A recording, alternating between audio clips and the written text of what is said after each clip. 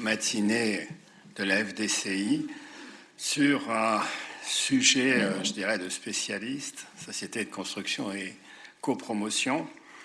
C'est vrai que ça nous change, je dirais, des sujets grand public, du dernier notamment où on avait fait actualité du droit de la construction et de l'urbanisme.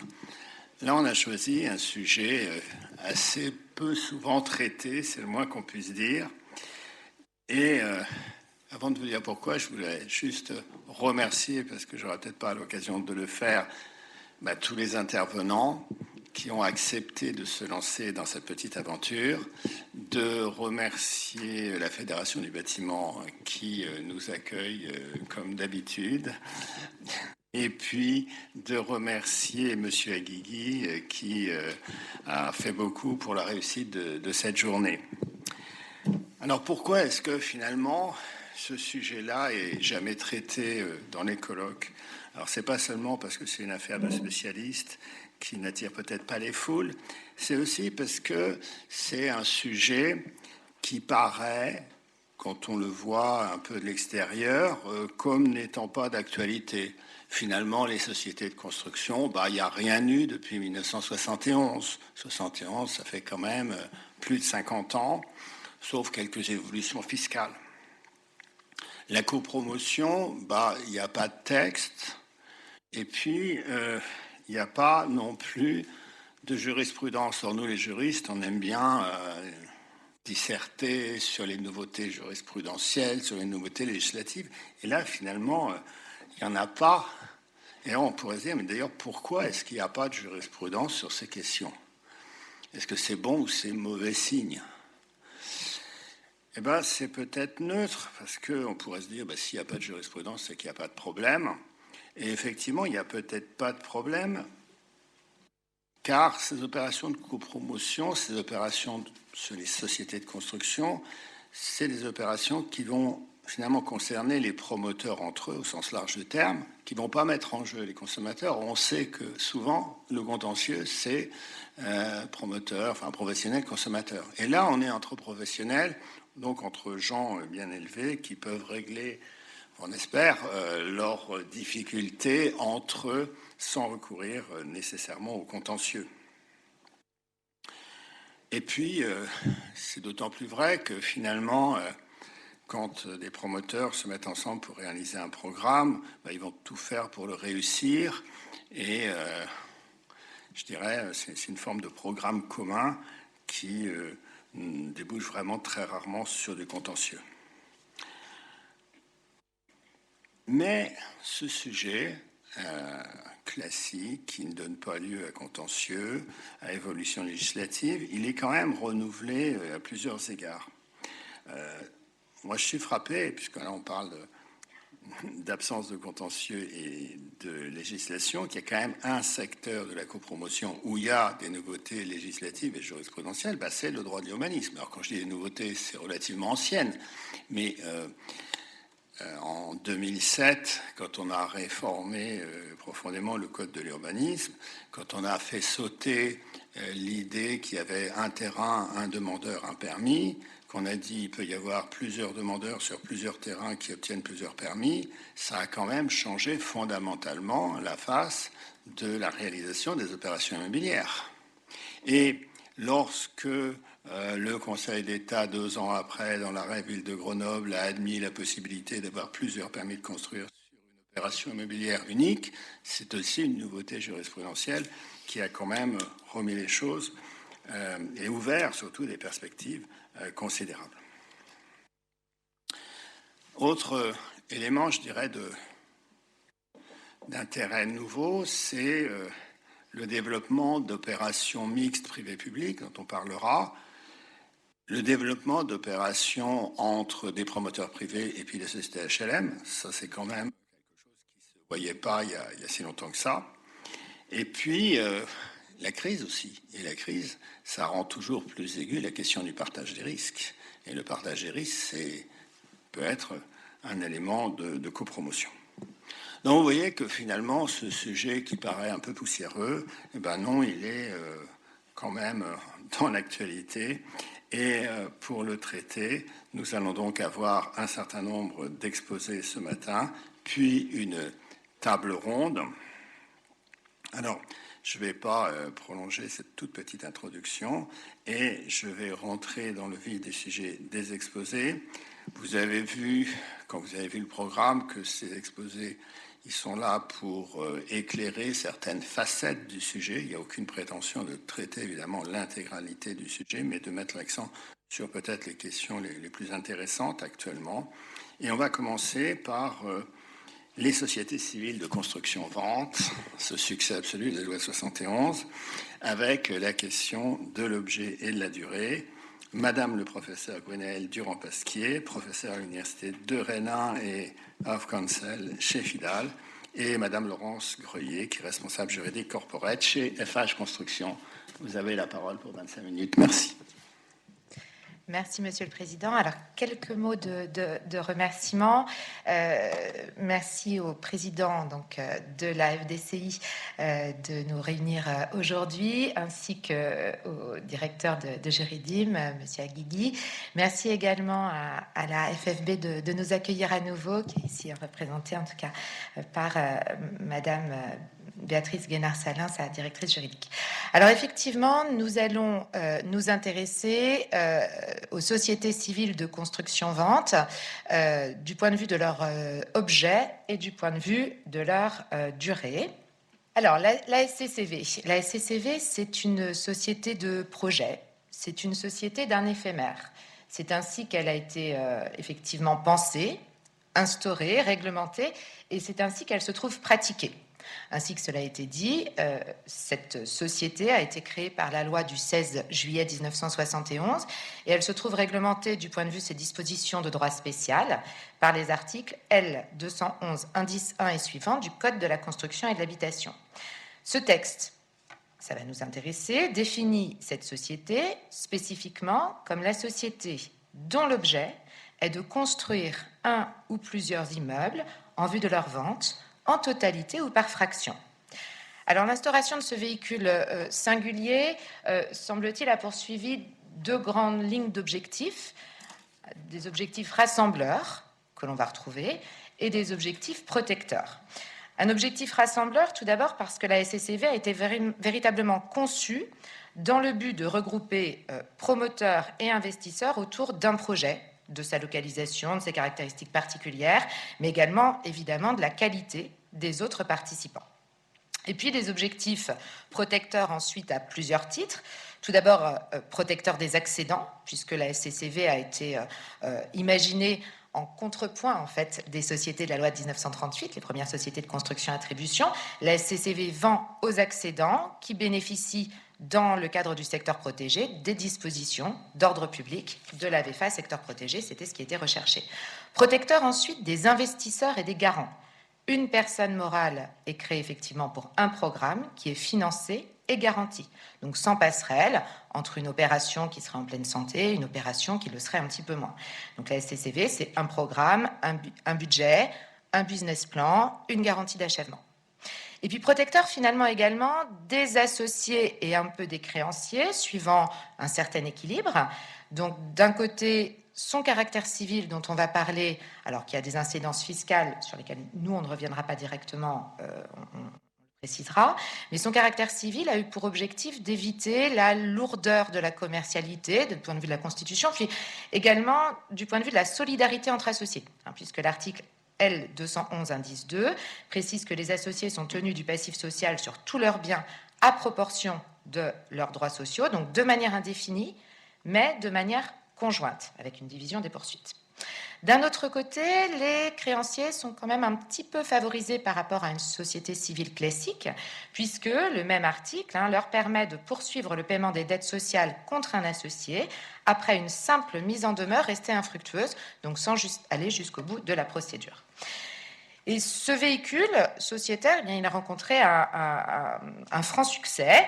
La pratique a vu se multiplier les SCCV, des SCCV usités, suivant, je reprends les propos de Daniel Cizère, comme des sociétés interposées, le plus souvent. Donc on a fréquemment, effectivement, même sans copromotion, une SCCV, une société de promotion qui est une société le plus souvent commerciale, que le professeur Malinvaud qualifiait de l'expression juridique de l'entreprise dirigée par le promoteur, et puis des SCCV, sociétés de projet, conçues comme un instrument juridique à chaque fois pour la construction et la commercialisation d'un programme. Donc ça, c'est effectivement l'image que l'on a le plus fréquemment de la SCCV, mais, et je vais laisser la parole à Madame Greuillet, que je remercie véritablement d'être présente à mes côtés et qui fait beaucoup de copromotion. Je sais qu'il y a de la copromotion, notamment avec d'autres directeurs juridiques dans la salle avec Eiffage. Laurence, pour que vous nous parliez effectivement de la manière de faire des phages par rapport à la création systématique ou pas de ces SCCV. Bonjour à tous.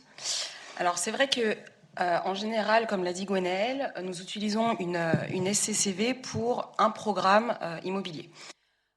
Au sein des phages, on a un aspect un petit peu différent, c'est-à-dire qu'on va regarder le montage de l'opération immobilière et réfléchir si on a véritablement besoin de constituer un véhicule ad hoc qui pourra du coup porter cette opération. Sur cette réflexion, on va regarder en réalité quelle est l'entité promoteur qui va porter du coup cette opération immobilière.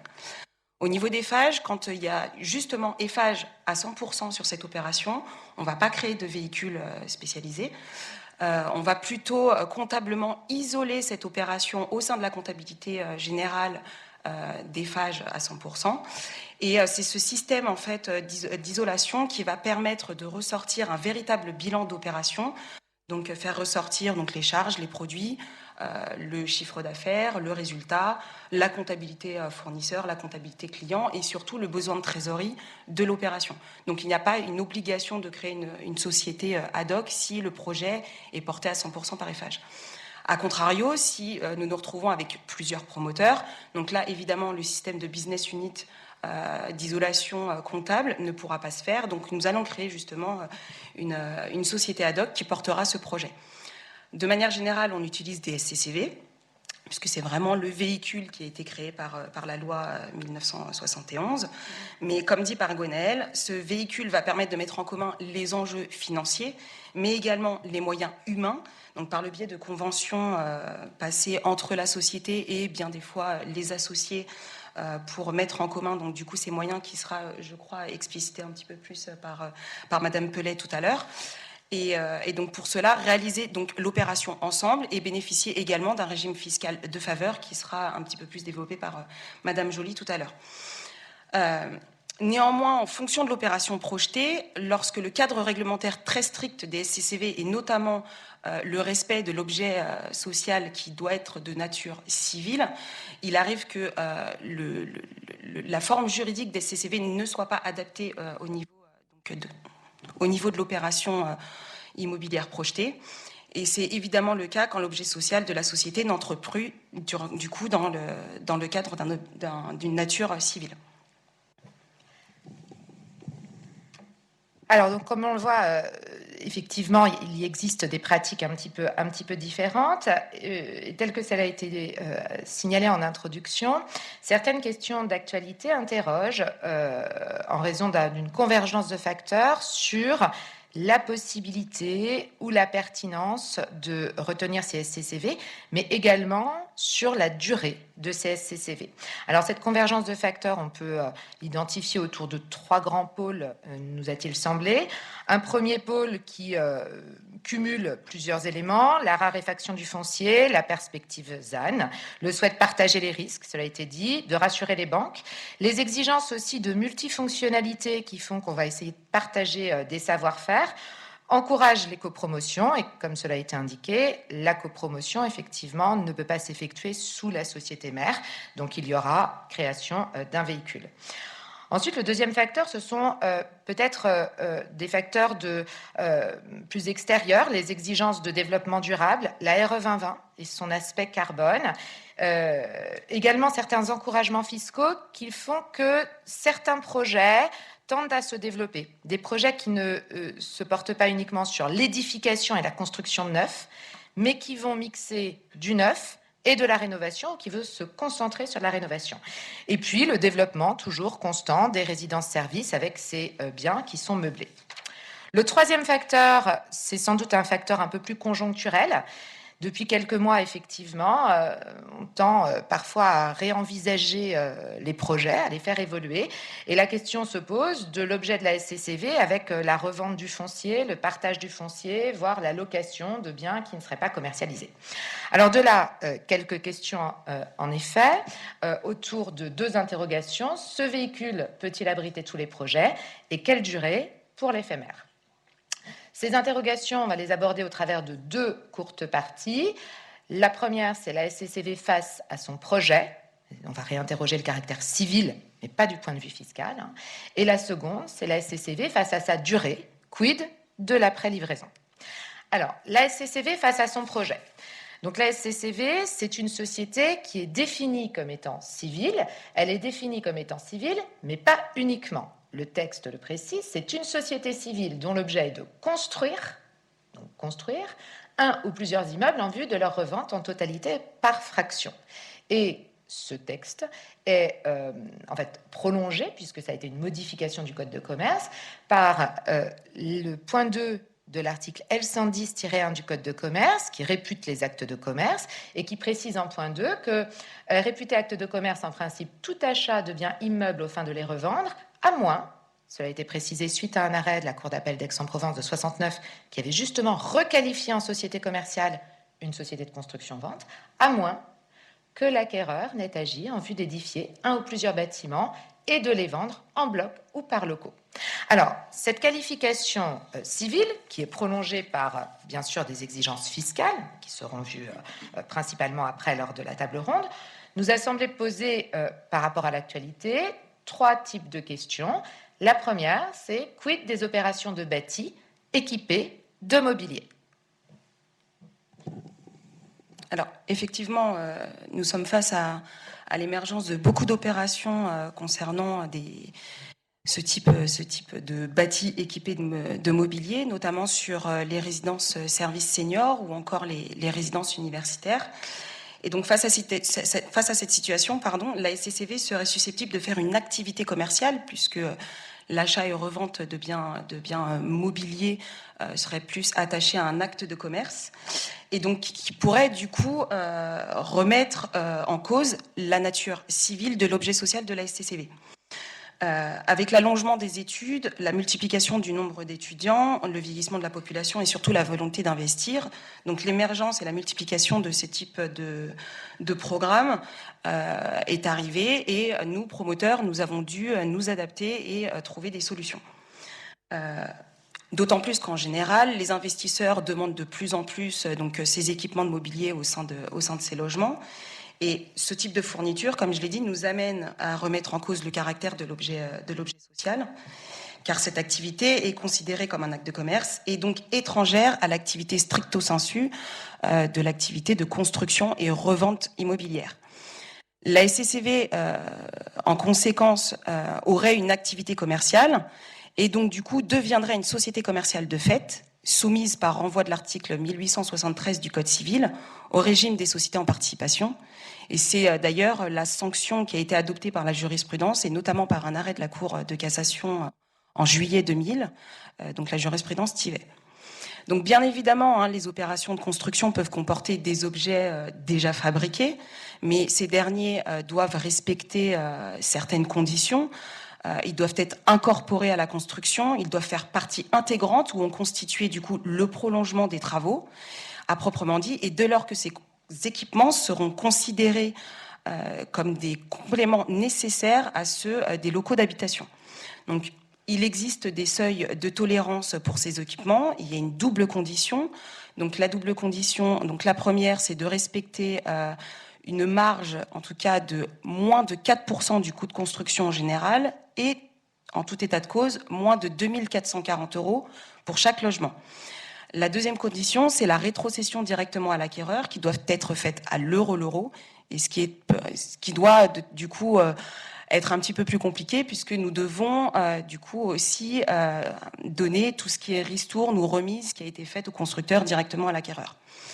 Chez Eiffage, face à cette situation, donc, nous avons soit décidé de constituer des sociétés commerciales directement dès lors que l'on sait que l'investisseur souhaite des logements équipés de mobilier, ou alors nous réfléchissons à une négociation avec l'investisseur, c'est-à-dire que nous allons faire une vente en VFA des logements donc directement par le biais de la SCCV et ensuite voir avec l'investisseur s'il accepte par le biais de factures de faire l'acquisition du mobilier. Généralement, c'est assez facile, il l'accepte. Bien des fois, ce n'est pas le cas. Et on se retrouve également dans des situations où on crée une SCCV, on est en cours de négociation avec l'investisseur. Au départ, il est d'accord, finalement, il ne l'est pas. Et on se retrouve à faire une transformation de société directement, donc de SCCV qui porte le foncier pour l'opération, et on la transforme du coup en société commerciale et notamment en SAS.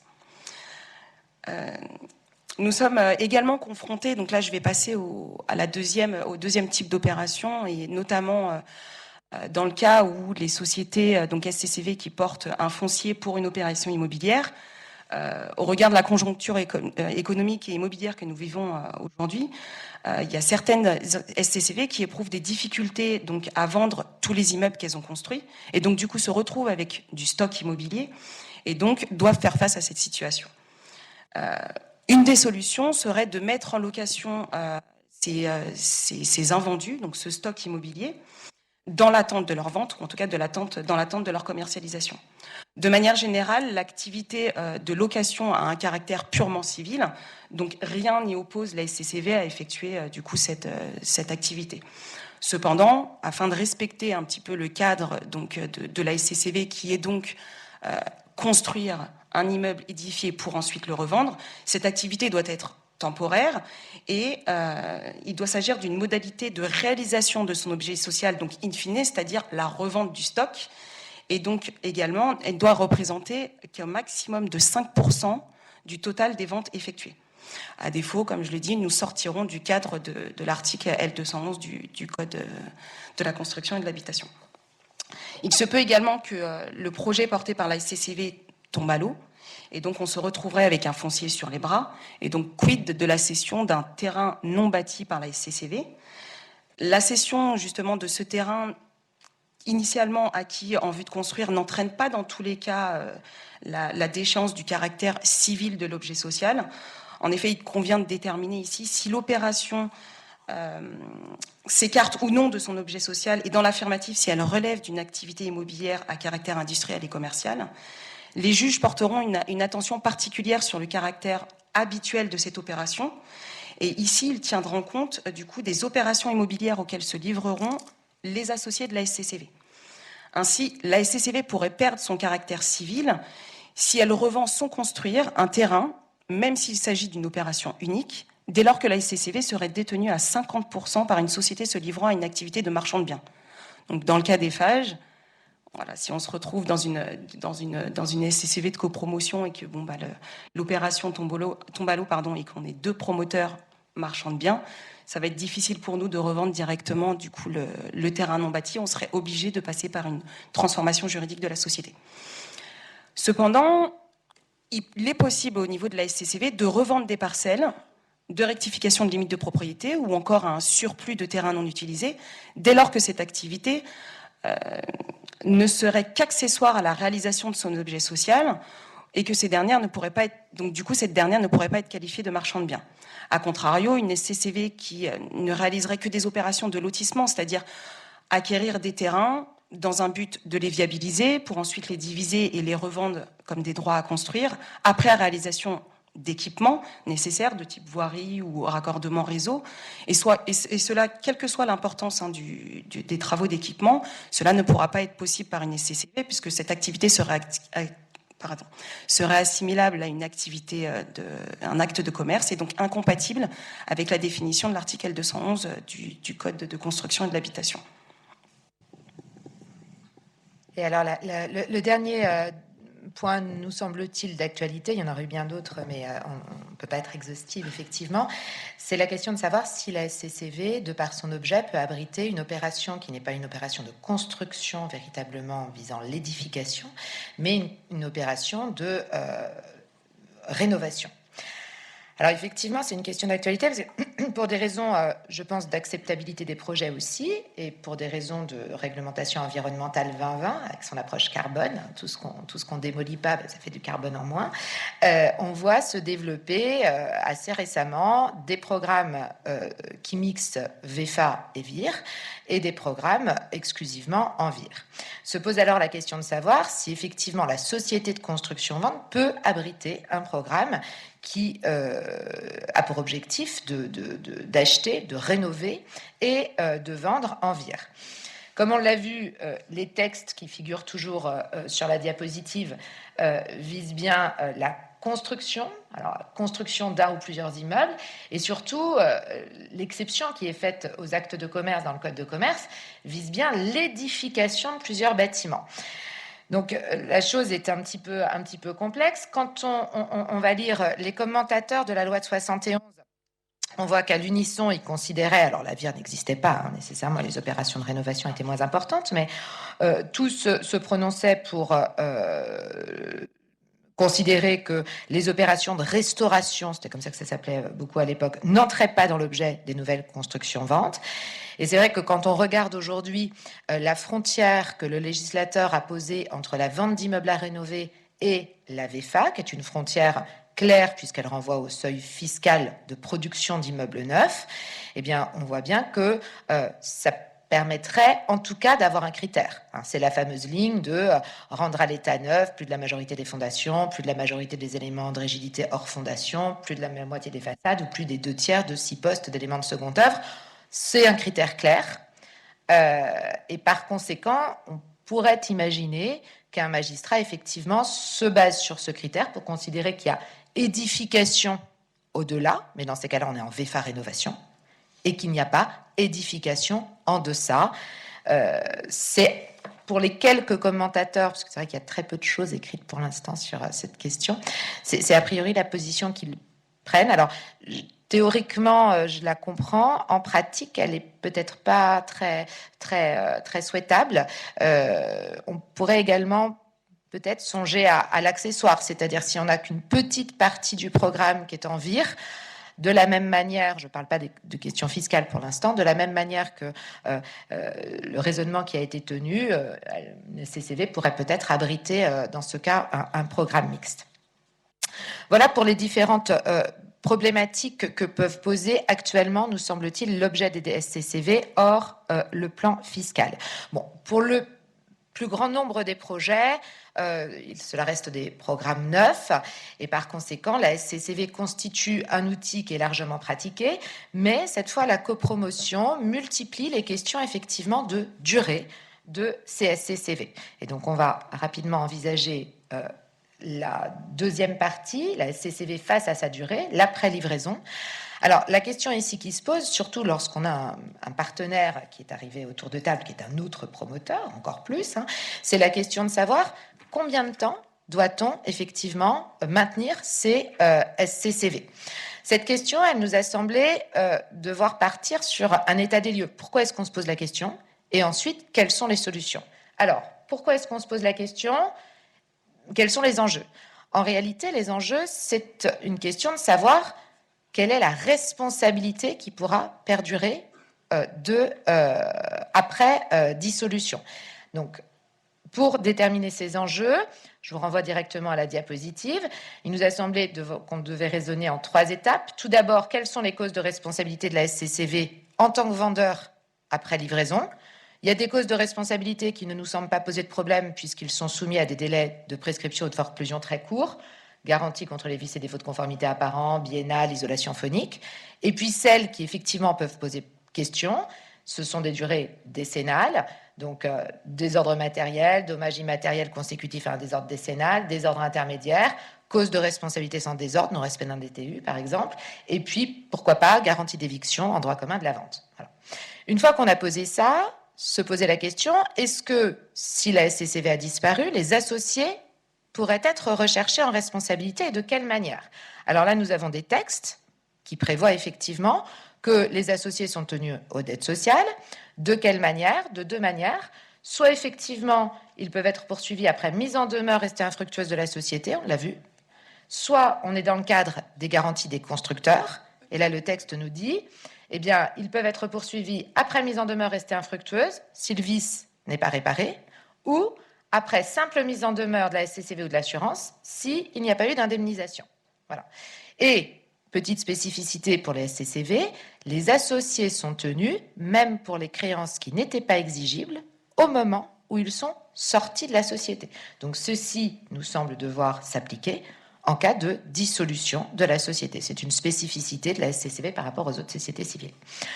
Donc voilà quels sont les enjeux. Alors ces enjeux doivent bien évidemment être modérés avec les protections assurantielles.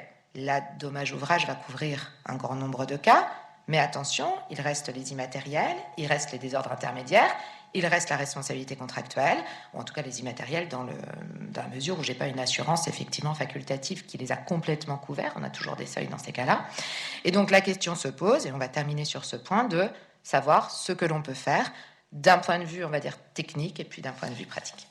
Alors, concernant les solutions, rappelons que les règles de droit commun s'appliquent sur toutes les sociétés civiles concernant la dissolution, la liquidation et le partage des SCCV. Il faut également rappeler que les immeubles construits par ces dernières ne pourront pas être attribués aux associés en contrepartie de leurs apports. Ça, c'est une exigence réglementaire. Par principe, la SCCV, comme l'a dit Gwenaëlle, a une durée éphémère. Donc, dès que son objet social est réalisé, dès que le terme, ou en tout cas l'arrivée du terme pour laquelle elle a été constituée arrive à échéance, normalement, elle devrait être dissoute. Rappelons également que le vendeur d'un immeuble qu'il a fait construire est tenu des obligations des architectes et des entrepreneurs, de sorte qu'il pourrait être recherché pour les désordres de construction pendant 10 ans à compter de la livraison. Donc je vais plus parler des approches techniques pour l'extinction anticipée des SCCV. Donc nous avons la dissolution et liquidation classique. Donc c'est l'ouverture d'une période de liquidation avec la nomination d'un liquidateur.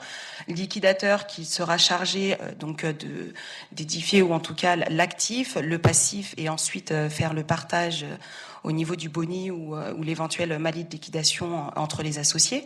Nous pouvons aussi également retrouver la dissolution puis la liquidation en fin de décennale.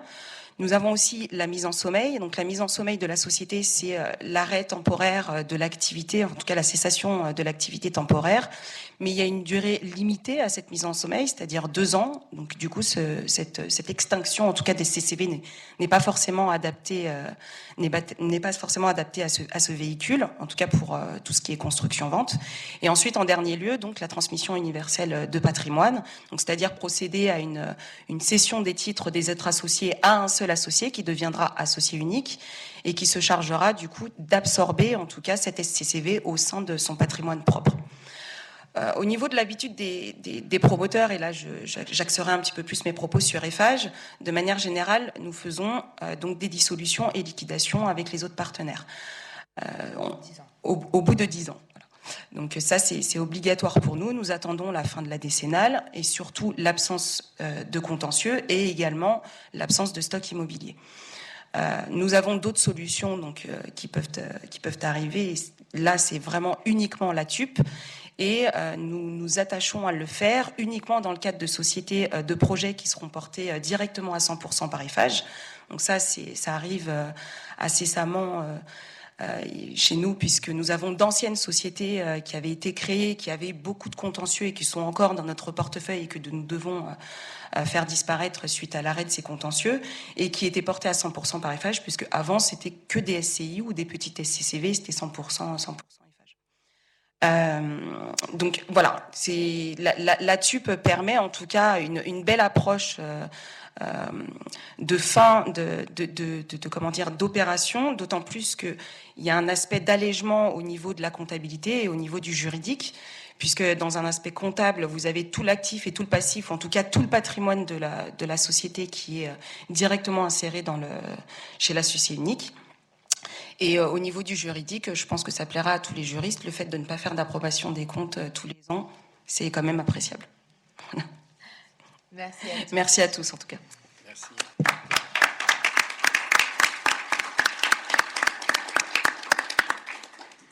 Merci beaucoup de ces exposés sur une société effectivement qui a été une réussite, qui pose quelques problèmes. Alors maintenant, on va voir une société qui, depuis 71, est en déshérence, mais il y en a encore quelques-unes à liquider. Et Charles Gisbert, professeur à l'université Panthéon-Assas, va nous en parler. Merci. Merci beaucoup. Est-ce qu'on m'entend? Oui, parfait. Je dois m'arrêter de parler à 10h05 et il est 10h. Donc je vais essayer d'être bref. Allez, je lance quand même mon chronomètre. Je vais tâcher de tenir le délai. En effet, là, je vais ouvrir une petite parenthèse au milieu de propos qui sont très ancrés dans la réalité, dans le quotidien des promoteurs, puisqu'on vient de parler des SCCV qui ont connu et qui connaissent un grand succès. On va parler bientôt de la copromotion entre acteurs du secteur privé et du secteur public, tandis que moi je vous propose de regarder dans le rétroviseur, de regarder une antiquité, une pièce de musée, une formule qui avait séduit un temps et qui ne séduit plus du tout aujourd'hui, les sociétés d'attribution ou de leur vrai nom.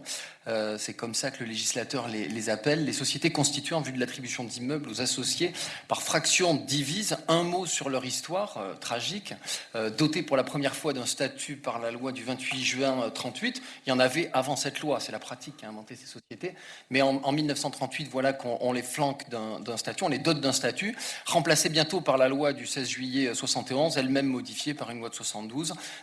Autant de règles qui aujourd'hui figurent aux articles L212-1 et suivants du Code de la construction et de l'habitation. Et alors, curieux destin que c'est celui de ces sociétés, puisque d'abord on les conçoit comme une manière de construire ensemble, de construire en commun. On pensait que des personnes soucieuses de réaliser un immeuble pourraient se grouper dans cette société spontanément et ensuite se répartir l'immeuble par lot, tandis que dans la réalité, en pratique, à l'époque où elles ont connu du succès, ces sociétés en réalité ont été utilisées par des promoteurs comme une technique juridique de commercialisation. Je vais y revenir. Et en 71, alors qu'on prétendait moderniser leur régime, alors le moderniser, surtout encadrer leur régime, puisque la loi de 67 sur la VFA était toute fraîche. On s'est dit c'est pas normal qu'après tout les gens qui accèdent à la propriété par le biais d'une société soient moins bien protégés. Donc on a posé quelques verrous, quelques contraintes qui ont eu raison de cette forme sociale. Oui, on s'est inspiré de la loi de 67 et puis aussi on a posé un principe qui n'était pas toujours respecté par les promoteurs à l'époque, de proportionnalité entre le nombre de parts et l'importance du lot auquel elle donne vocation, ce qui n'était pas toujours le cas auparavant. Toujours est-il que cette loi 71, elle a précipité le déclin, l'obsolescence de ces sociétés, ce qui, soit dit en passant, oblige le législateur à une certaine humilité, parce que même s'il a les meilleures volontés du monde, il n'a plus la maîtrise des textes qu'il enfante. Une fois qu'ils sont proposés aux praticiens, les textes deviennent ce que la pratique veut en faire. Et en l'occurrence, l'outil, même avec la meilleure volonté législative du monde, a été frappé d'obsolescence. Alors pourquoi on parlait ce matin? Hugues Perrinet-Marquet le disait, parce que même si on n'en constitue plus aujourd'hui, elles existent toujours, elles sont toujours parmi nous, et on essaie de s'en débarrasser, mais avec grande peine parfois. Et justement, c'est sur la manière d'en sortir que j'aimerais axer mon propos aujourd'hui. Et j'observe, je vais citer Roger Saint-Alary, qui est un professeur de ma maison désormais, de la vôtre, qui a créé le master de droit de la construction, je crois, à Paris 2. Roger Saint-Alary, dans son ouvrage sur le droit de la construction, disait, c'était en 1977, donc la loi de 71 était encore fraîche, il disait qu'il avait un faible enthousiasme, je le cite, à étudier cette forme de société, les sociétés d'attribution, en raison, disait-il, de la défaveur dans laquelle les sociétés qui régies par cette loi sont maintenant tenues par les promoteurs, qui est due pour la plus large part à l'obligation de conclure un contrat de promotion immobilière façon loi de 71.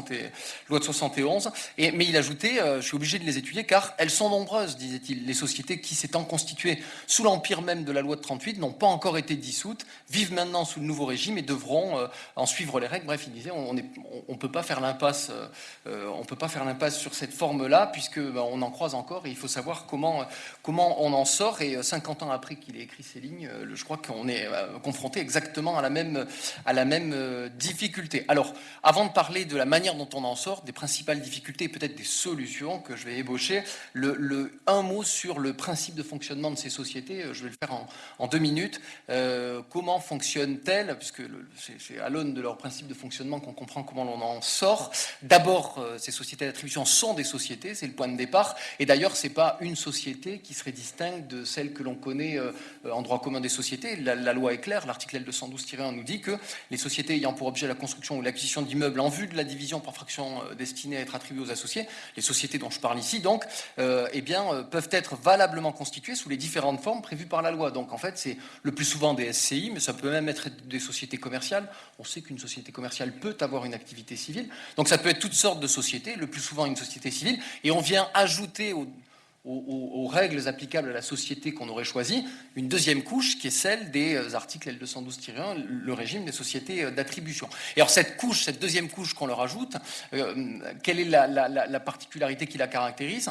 Eh bien tout simplement, cette particularité vient du fait que cette société, elle a vocation à permettre aux associés d'accéder d'abord à la jouissance, puis à la propriété d'une fraction de l'immeuble. Alors souvent d'accéder à la copropriété, puisque ces sociétés, elles préfigurent bientôt l'application du statut de la copropriété, une fois que tous les associés en seront sortis, mais pas que, on en croise parfois, qui débouchent sur un lotissement, parce qu'en réalité, c'est des maisons individuelles qu'on a commercialisées par ce canal, mais c'est tout de même d'emblée, notons-le, une formule étonnante, puisque le candidat à la propriété d'abord revêt les habits d'un associé, il a des droits non pas sur l'immeuble mais contre la société, et puis il aura un droit direct sur l'immeuble, il sera titré sur l'immeuble à la faveur de la dissolution de cette société ou de sa sortie de la société. Et donc schématiquement, et j'aurais fini ainsi d'en présenter le fonctionnement, comment ça se passait avec les sociétés d'attribution? D'abord, un promoteur constituait une telle société, il faisait acheter par cette société un terrain sur lequel il allait construire son programme, ou parfois un immeuble déjà bâti.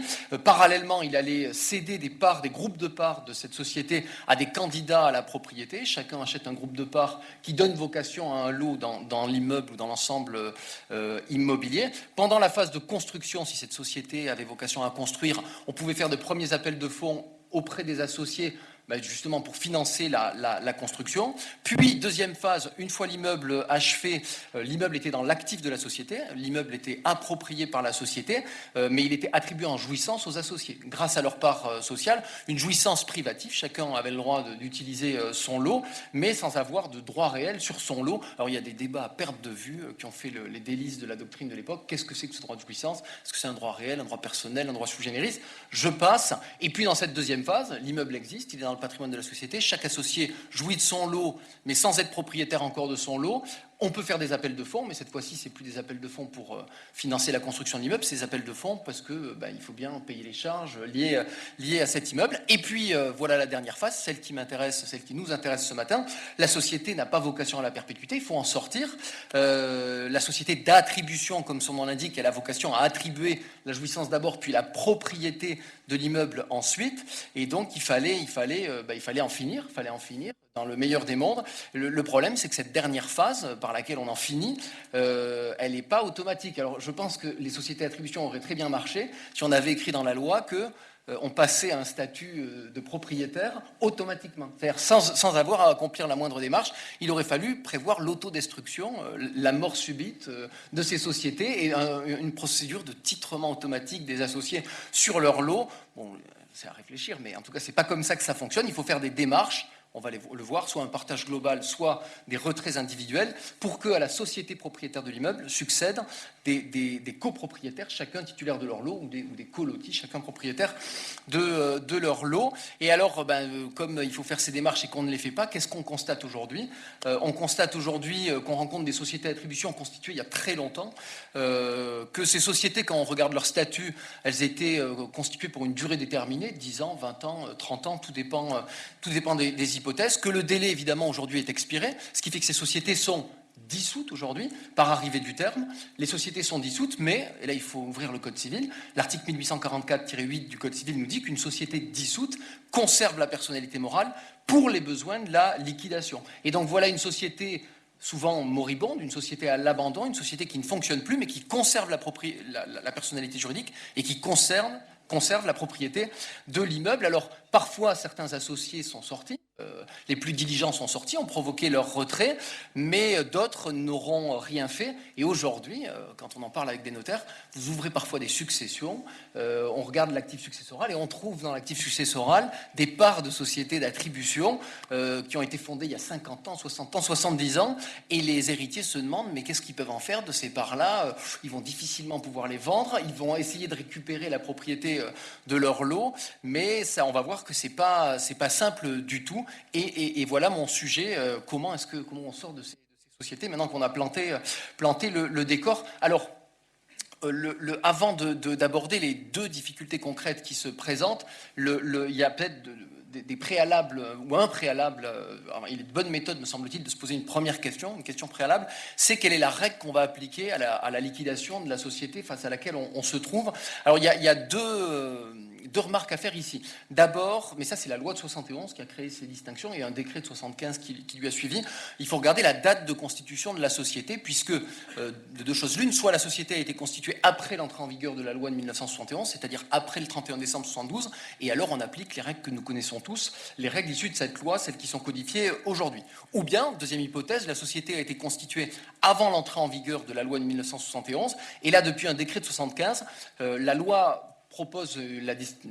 impose la distinction suivante. On nous dit de deux choses l'une, soit dans les statuts, heureusement c'est la grande majorité des cas, chaque groupe de parts se voyait associer un lot, c'est-à-dire qu'on avait d'ores et déjà attribué à chaque groupe de parts un lot, c'était quand même une bonne manière de procéder, auquel cas on applique les règles de la loi de 1971, c'est-à-dire l'article L212-9, je vais y revenir, soit... Heureusement, cette hypothèse n'est pas fréquente. On ne l'avait pas fait. Le texte nous dit que l'affectation des locaux n'avait pas été prévue dans les statuts ou par une décision unanime ultérieure des associés, auquel cas on a créé dans la loi de 71 un texte idoine, un texte fait pour cette hypothèse. C'est l'article L212-15, qui est une procédure un peu ad hoc de partage judiciaire assez compliquée, dont on ne connaît pas exactement tous les contours, parce qu'il y a assez peu de jurisprudence en la matière. Donc, premier réflexe, c'est de se dire quand est-ce qu'est née ma société pour connaître les règles qui lui sont applicables pour la liquidation. Et puis le deuxième réflexe, c'est de se demander si on l'a immatriculée, cette société. Parce que vous savez que les sociétés constituées avant le 1er juillet 1978 n'étaient pas soumises à l'obligation d'immatriculation. Et en 78, on a dit toute nouvelle société doit être immatriculée, mais le législateur de 78 avait été clément pour les sociétés antérieures, disait pas la peine de les immatriculer. Sauf que la loi NRE en 2001 est revenue sur sa décision, quelque part est revenue là-dessus, et a dit même pour les sociétés avant 78, désormais il faudra les immatriculer avant le 1er novembre 2002, à peine de perte de la personnalité morale. Et beaucoup des sociétés d'attribution dont on parle sont concernés par cette règle, et la perte de la personnalité morale, ça pourrait compliquer encore plus notre sujet. Heureusement, deux interventions font que ce sujet-là, on va le clore aussitôt. La Cour de cassation d'une part et le ministère de la Justice d'autre part. Qu'a dit la Cour de cassation? Elle a dit que si la société d'attribution était dissoute avant l'entrée en vigueur de la loi NRE, donc, mais ce sera souvent le cas. Une société d'attribution constituée dans les années 30 ou 40 ou 50, qui avait une durée de vie de 20 ans, elle était dissoute avant l'entrée en vigueur de la loi NRE. Du coup, elle n'est pas concernée par l'obligation d'immatriculation, et donc elle ne perd pas la personnalité morale. Ouf, ça règle le problème d'un paquet d'entre elles. Et pour ceux qui, malheureusement, n'étaient pas dissoutes lors de l'entrée en vigueur de la loi NRE, celles-là, elles sont concernées par l'obligation d'immatriculation, mais alors c'est sorti de nulle part, mais le ministère de la Justice a vu que c'était insoluble, parce qu'une société d'attribution qui perd la personnalité morale, si on raisonne comme pour les sociétés civiles habituelles, ça veut dire l'actif social devient indivis entre les associés. Mais c'est pas le but. Le but, c'est qu'il y ait une attribution divise. Donc là, on s'en sortait plus. Et ils ont dit, mais c'est complètement contre Allegan, mais tout le monde suit cette circulaire. Elle date de 2002-2005. On a dit que on n'appliquait pas cette règle. Il y a une perte de la personnalité morale, mais on applique quand même le régime des sociétés d'attribution. On va faire comme si elle l'avait gardé quelque part. L'actif social ne devient pas indivis entre les associés. Ouf, c'est au moins un problème de régler. Alors, dans les 7 minutes qui me restent, je vais mettre l'accent sur... Alors, on pourrait faire plein d'arborescences, étudier tout un tas d'hypothèses. Je vais raisonner sur le cas le plus simple, c'est-à-dire une société d'attribution qui est dissoute aujourd'hui, qui a perdu ou qui n'a pas perdu la personnalité morale, vous avez compris que c'est indifférent, et qui va être liquidée en application de l'article L212-9, puisqu'il y avait dans les statuts chaque groupe de parts qui était identifié ou auquel correspondait l'attribution d'un lot. Je raisonne sur cette hypothèse qui est qui correspond à l'écrasante majorité des cas. Il y a 2 problèmes pratiques, me semble-t-il, qui se posent. Première hypothèse, l'associé veut sortir, ou les héritiers de l'associé veulent sortir, mais ils ne savent pas comment faire. Alors, il y a une notice, c'est l'article L212-9 du CCH, nous dit 2 manières d'en sortir. Soit on fait un partage global, auquel participe tout le monde, enfin, tous ceux qui se sont pas retirés, soit on fait des retraits individuels. Mais dans les 2 cas, alors il y a des exigences de fonds à satisfaire. Dans les 2 cas, il faut que l'immeuble, s'il devait être construit par la société, soit construit. Il faut que les associés soient à jour de leurs obligations. Mais quoi qu'il en soit, pour que ça fonctionne, le partage global comme le retrait, il faut que le liquidateur participe. Le partage global, parce que le liquidateur fait un projet d'acte authentique de partage, il faut que ce soit approuvé en assemblée. Et le retrait, c'est un acte authentique de retrait qui va être publié, qui permettra de titrer l'associé sur son lot, mais ça doit être signé par le liquidateur. Le problème, c'est que, mais où est le liquidateur? Il n'y a pas de liquidateur. La société, on ne savait même plus qu'elle existait, elle n'a aucun principe d'organisation, aucun fonctionnement concret, donc il faut nommer un liquidateur. Alors comment on nomme un liquidateur? La loi de 71 nous répond que c'est en assemblée qu'on le désigne. En assemblée, mais on va convoquer les associés, mais on ne sait plus qui ils sont, parce que les parts ont pu être cédées, on ne sait pas où les trouver. Alors comment faire? 2 manières. Si on veut faire un partage global, le liquidateur peut être désigné en justice, mais c'est rarement la voie que l'on suit. On va préférer faire un retrait. L'associé qui veut sortir va vouloir se retirer. Et là, la jurisprudence, il y a des arrêts de cour d'appel qui admettent qu'on puisse faire désigner un mandataire ad hoc qui représentera la société pour signer l'acte de retrait. Pour signer l'acte de retrait. Et donc, allez, cette première difficulté qui est quand même statistiquement la plus courante, il y a une manière de s'en sortir. L'associé, il demande en justice la nomination d'un mandataire ad hoc représentant la société, il signe un acte de retrait avec ce mandataire ad hoc et il s'en sort ainsi. Alors, il y a une difficulté qui se greffe parfois, c'est que le mandataire ad hoc acceptera de signer l'acte de retrait que si notre retrayant fait la preuve qu'il est bien titulaire des parts. Normalement, on constate les statuts, on regarde les statuts pour voir si il est désigné comme associé. Il le sera peut-être, mais s'il ne l'est pas, parce qu'en fait les parts avaient été achetées par son auteur, par exemple, qui ne trouve plus l'acte d'acquisition, parfois ça c'est des difficultés très épineuses. Il n'arrive pas à prouver qu'il est... Alors pourtant qu'il occupe les lieux ou qu'il les loue, mais il n'arrive pas à prouver qu'il est associé. Bon, je développe pas, mais dans certains cas, on admet de faire jouer l'usucapion ici. On admet de faire jouer l'usucapion. Alors comment? On pourrait se dire l'usucapion, c'est contre nature. On ne peut pas usucaper quand on a déjà un titre pour être là. Je suis locataire, je ne peux pas usucaper contre le bailleur. Je suis usufruitier, je ne peux pas usucaper la propriété contre le propriétaire. Je suis dépositaire, je ne peux pas usucaper contre le déposant. Donc si j'ai un titre qui explique que je sois là, en l'occurrence des parts sociales, je ne peux pas usucaper en direct la propriété. Oui, sauf que mon hypothèse, c'est que je n'arrive pas à prouver que j'ai un titre. J'arrive pas à prouver que je suis associé. Donc pourquoi pas l'usucapion dans les cas où j'arrive pas du tout à prouver que je suis associé parce qu'il n'y a aucune trace dans les statuts ou dans des actes d'acquisition du fait que c'est bien mes parts. Le deuxième cas, allez, il me reste 3 minutes, le deuxième cas difficile, alors moi à titre personnel, je l'ai croisé 2 fois, mais j'en parle parce qu'il y a une pratique qui me paraît complètement irrégulière que l'on suit aujourd'hui, c'est au contraire un liquidateur qui veut en finir, qui a été désigné par certains associés. Alors souvent parce qu'on a un promoteur qui veut racheter tout l'immeuble, toutes les parts. Le liquidateur veut en finir, il a été nommé en justice pour réaliser le partage et il ne trouve pas les derniers associés. Il ne trouve pas les derniers associés pour réaliser les derniers retraits et pourquoi pas leur proposer de vendre leur lot à un promoteur qui voudrait racheter l'ensemble. Et là, la pratique dont je voulais vous parler qui me paraît dangereuse, c'est que certains juges se laissent convaincre par les liquidateurs sur requête, donc il n'y a même pas de contradictoire, et pour cause, on ne trouve plus les associés concernés. Les liquidateurs se font autoriser sur requête par le juge à vendre le local, l'immeuble, qui était promis à l'associé qu'on ne trouve plus, à charge de consigner à la Caisse des dépôts le produit de la vente. Et ça, c'est une pratique qui me paraît absolument irrégulière pour toute une série de raisons. En fait, le liquidateur qui fait ça, il est contaminé par la pratique qu'il a pour une société ordinaire. Dans une société ordinaire, comment on la liquide?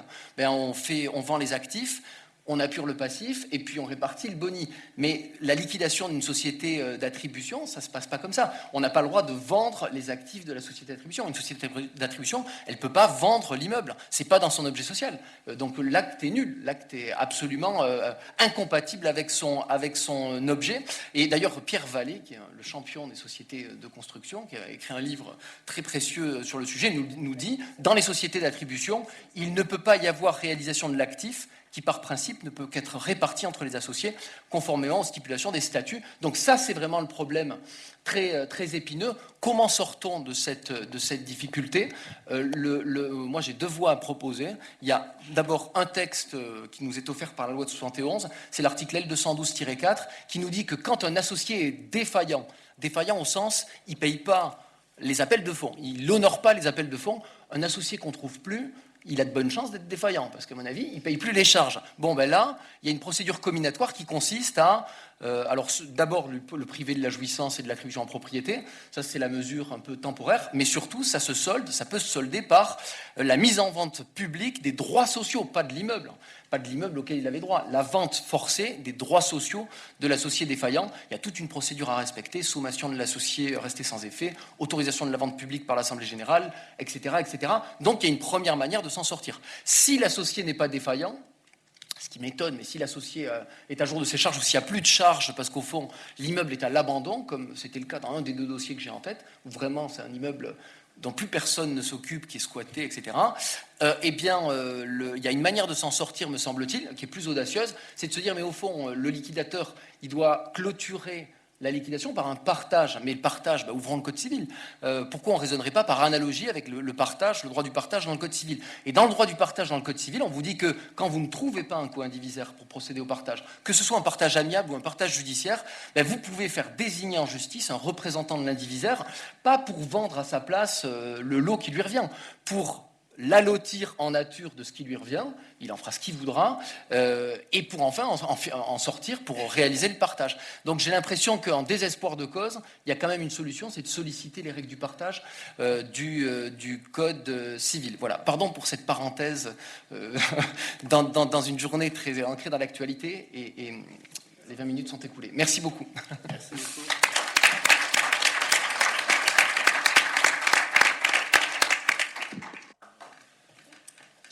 Merci sur cet exposé technique très intéressant. Donc on a vu jusque-là finalement les véhicules de l'action de copromotion, c'est-à-dire les sociétés, celles qui marchent, celles qui ne marchent pas. Et maintenant on va voir les modes de l'action, ces modalités, ces formes de l'action avec la copromotion entre intervenants du secteur privé et du secteur public. En ce qui concerne le secteur privé, on va commencer donc par l'exposé de Madame Pelé, qui est directrice juridique de 6e Sens Immobilier, docteur en droit privé, qui enseigne à l'Université de Lyon 3 et qui est membre de Juridim. Merci. Merci Monsieur le Président et merci plus généralement à Juridim et à la FDCI pour leur invitation. Je suis ravie d'évoquer aujourd'hui avec vous le thème de la copromotion entre intervenants du secteur privé, d'autant plus qu'il n'existe aucune source textuelle, c'est ce que j'ai pu voir dans le cadre de mes recherches, que ce soit donc législative ou réglementaire, ni d'ailleurs aucun article de doctrine qui définit, qui encadre, qui interprète la copromotion en matière immobilière, notamment dans le droit privé. Et les sources en fait font état de cette notion, mais plutôt en droit de la santé. Donc ce qui est assez étonnant, et cette indifférence qui est souhaitée ou spontanée du droit positif à l'égard de la copromotion, forcément ça tranche avec la place qui est prise par cette activité dans sa dimension économique. C'est un usage qui est quand même adopté de longue date par les praticiens, c'est une part aussi non négligeable de leur chiffre d'affaires. Et ce désintérêt, il tranche aussi forcément avec le fort encadrement des contrats spéciaux de la construction, dont il constitue en quelque sorte un peu le reflet inversé. Et j'aime bien cette citation de Dominique Grillet-Ponton qui dit que, à l'ombre de contrats pleins à forte pérennité systémique, dans un environnement statutaire très dense, il ne semble plus y avoir de place pour l'innommer, bien sauf peut-être précisément entre promoteurs qui clairement ont fait émerger une vraie pratique juridique de la copromotion. Et c'est vrai que c'est aussi un peu, enfin pour moi ça m'a fait penser à ça, à une sorte de vestige en quelque sorte du libéralisme au sein duquel la promotion immobilière a émergé à partir de l'après-guerre, avant d'être assez rapidement tout de même appréhendé par la loi et le juge, si bien qu'en tout cas on a vraiment le sentiment qu'il y a une dissociation dans l'approche juridique globale de l'opération de promotion, avec clairement une phase amont de montage qui est caractérisée par la liberté d'action, d'organisation des acteurs, et puis une phase aval qu'on pourrait dire de commercialisation, qui elle se définit par le cadre protecteur qui est offert à l'accédant partie faible, mais dont c'est aussi beaucoup inspiré l'accédant au secteur libre. Donc, dans sa forme la plus répandue, la copromotion privée, elle peut se définir comme une association statutaire, ce qu'on a vu ce matin, mais aussi combiner un partenariat contractuel, donc c'est plus là-dessus, moi, que je vais m'attarder, entre plusieurs promoteurs, donc par nature professionnelle, aux fins de réunir leurs capitaux, leurs moyens matériels, les compétences de leur personnel, pour mener à bien une opération de construction neuve ou de réhabilitation et en répartir les gains et les pertes. Dans la copromotion, ce qui est intéressant, c'est que l'exigence d'unicité de la maîtrise d'ouvrage, elle est sauvegardée par la constitution d'une société interposée, qui va clairement porter sur sa tête cette qualité de maître d'ouvrage et toutes les attributions qui vont de pair. Et derrière cette apparence formelle, on a en réalité un éclatement de la maîtrise d'ouvrage entre plusieurs acteurs. Donc c'est un vrai moyen de collectivisation, un peu à rebours de la conception légale, mais dans l'exercice uniquement de la maîtrise d'ouvrage, puisqu'encore une fois, la titularité est conservée par la structure ad hoc. Cette collectivité de maître d'ouvrage, elle peut s'épanouir dans un partenariat à 2, à 3, à 4, il y a jusqu'à un nombre indéfini d'acteurs, étant précisé, mais c'est assez logique, que plus la promotion est fragmentée, plus la gestion risque d'être complexifiée. Donc, on peut supposer assez facilement que le nombre de promoteurs impliqués, il va être proportionnel à la taille de l'opération, à sa difficulté technique ou à son enjeu financier. En tout état de cause, toute cette organisation, elle reste vraiment inconnue aux accédants, même en, on va dire en VFA libre ou autre. Il y a quand même une étanchéité qui a vocation à préserver justement ces accédants de toute contrainte liée à ce montage. L'idée, c'est de les maintenir dans un rapport contractuel bilatéral avec la SCCV, rapport lisible et surtout conforme aux exigences légales. Un petit mot quand même sur ce qui peut finalement tourner autour de la copromotion, mais ce qui n'est pas pour moi de la copromotion, notamment tout ce qui est cession d'opération. C'est vrai que la copromotion, elle s'entend vraiment d'une concomitance de participation sur un même projet. Donc l'hypothèse d'un promoteur qui s'est préalablement positionné sur une opération et qui va, pour diverses raisons souvent économiques, la céder en cours de route à un autre promoteur, c'est pas forcément de la copromotion, c'est autre chose. Alors le montage reste intéressant. Il est assez utilisé en ce moment dans le contexte difficile qu'on connaît tous. Mais dans ce cas-là, il va y avoir peut-être la revente du terrain devant notaire s'il a déjà été acheté, et puis une convention sous seing privé dans laquelle le promoteur cédant va peut-être revendre les études qu'il a déjà financées, faire reprendre certains engagements au promoteur cessionnaire et aussi se faire rémunérer des prestations de montage et de préparation qu'il aura pu accomplir jusqu'au jour de la cession. Donc ça, c'est un outil qui est intéressant, mais ce n'est pas pour moi de la copromotion parce que voilà, on est plus sur une succession d'acteurs que sur une concomitance. Alors, c'est vrai que la question forcément se pose assez vite de savoir ce qui peut motiver un promoteur à aller chercher l'aide d'un confrère pour mener à bien une opération. C'est vrai que le choix principal reste le fait d'initier et de superviser une opération en pleine autonomie. Il y a plusieurs motifs qui peuvent expliquer ce choix subsidiaire de la copromotion. En premier lieu, c'est forcément une façon de combler les lacunes des uns par les ressources des autres. Ça peut être des capitaux, ça peut être un terrain, ça peut être une relation privilégiée avec une mairie, ça peut être des compétences particulières, par exemple tout ce qui est résidence-service, ça peut être une clientèle spécifique. Voilà. Donc il y a vraiment cette idée d'associer les forces et les compétences. C'est aussi un moyen de gérer la concurrence, de mieux maîtriser le foncier. C'est vrai que deux promoteurs qui sont titrés sur des parcelles contiguës auront tout intérêt à réunir leurs actifs pour bénéficier d'une assiette foncière plus grande pour pouvoir développer plus de SDP. Et c'est aussi, par définition, vu qu'on est sur un partage aussi des contraintes et un partage des risques. Donc ces risques d'ailleurs, ils sont répartis finalement selon un peu un mécanisme à double détente, c'est-à-dire qu'il y a vraiment l'idée de la répartition des risques au sein de la société, donc ce qui a pu être développé ce matin il y a un instant. Mais derrière cette contribution aux pertes qui va se définir selon les formes propres à la société choisie, il y a aussi, et c'est un peu ce qu'on va développer maintenant, la répartition des missions qui est faite entre promoteurs, qui va aussi permettre d'anticiper sur les futures responsabilités qui seront susceptibles de peser in fine sur chaque partie prenante. Alors, une fois que cette copromotion elle est décidée, quelle est un peu la genèse de l'opération ? En premier lieu, tout commence clairement, et c'est pour ça qu'on a d'ailleurs bien fait de débuter cette conférence par la constitution de la SCCV, parce que c'est vraiment le point de départ. Cette société interposée, donc qui va être maître d'ouvrage et qui va réunir en son sein des sociétés qu'on pourrait dire de promotion permanente, pour les distinguer finalement de la SCCV qu'on peut qualifier de société de construction éphémère, parce que ses membres ne se réunissent que pour mieux se séparer. Donc tout commence par ce tour de table, mais ce tour de table, il va pas être réservé qu'aux futurs copromoteurs actifs. Il va pouvoir aussi absorber des participations d'investisseurs qui, eux, n'auront pas vocation à s'investir pleinement dans le montage, mais qui auront simplement vocation à prendre part au capital. Donc on les appelle les sleeping partners, et ces sleeping partners ne sont pas des copromoteurs au sens où ils ne vont pas porter vraiment l'organisation de l'opération. Voilà, et c'est les autour de table, on va trouver aussi bien sûr les sociétés de promotion qui en général aussi sont co-gérantes et qui elles vont s'investir. Donc cette structure ad hoc, sur le schéma qu'on a évoqué ce matin, SCCV, c'est une coquille vide, cette société, c'est une société de papier, donc forcément elle n'a pas de locaux, elle n'a pas de personnel qui lui sont exclusivement rattachés, donc c'est là que rentre en jeu la convention de gestion, puisqu'elle va avoir besoin de s'appuyer sur tous les moyens qui appartiennent aux sociétés de promotion qui sont autour de table, et ces sociétés, elles vont mettre à disposition tous ces moyens-là et participer, faire des prestations de services, moyennant rémunération. Ce sont des sociétés, la plupart du temps commerciales, donc il est logique aussi qu'elles soient rémunérées pour ça. Donc il y a vraiment il y a deux sources de rémunération qui sont tout à fait distinctes. La rémunération des capitaux, qui elle est propre à tous les associés, si bien sûr il y a une marge bénéficiaire in fine.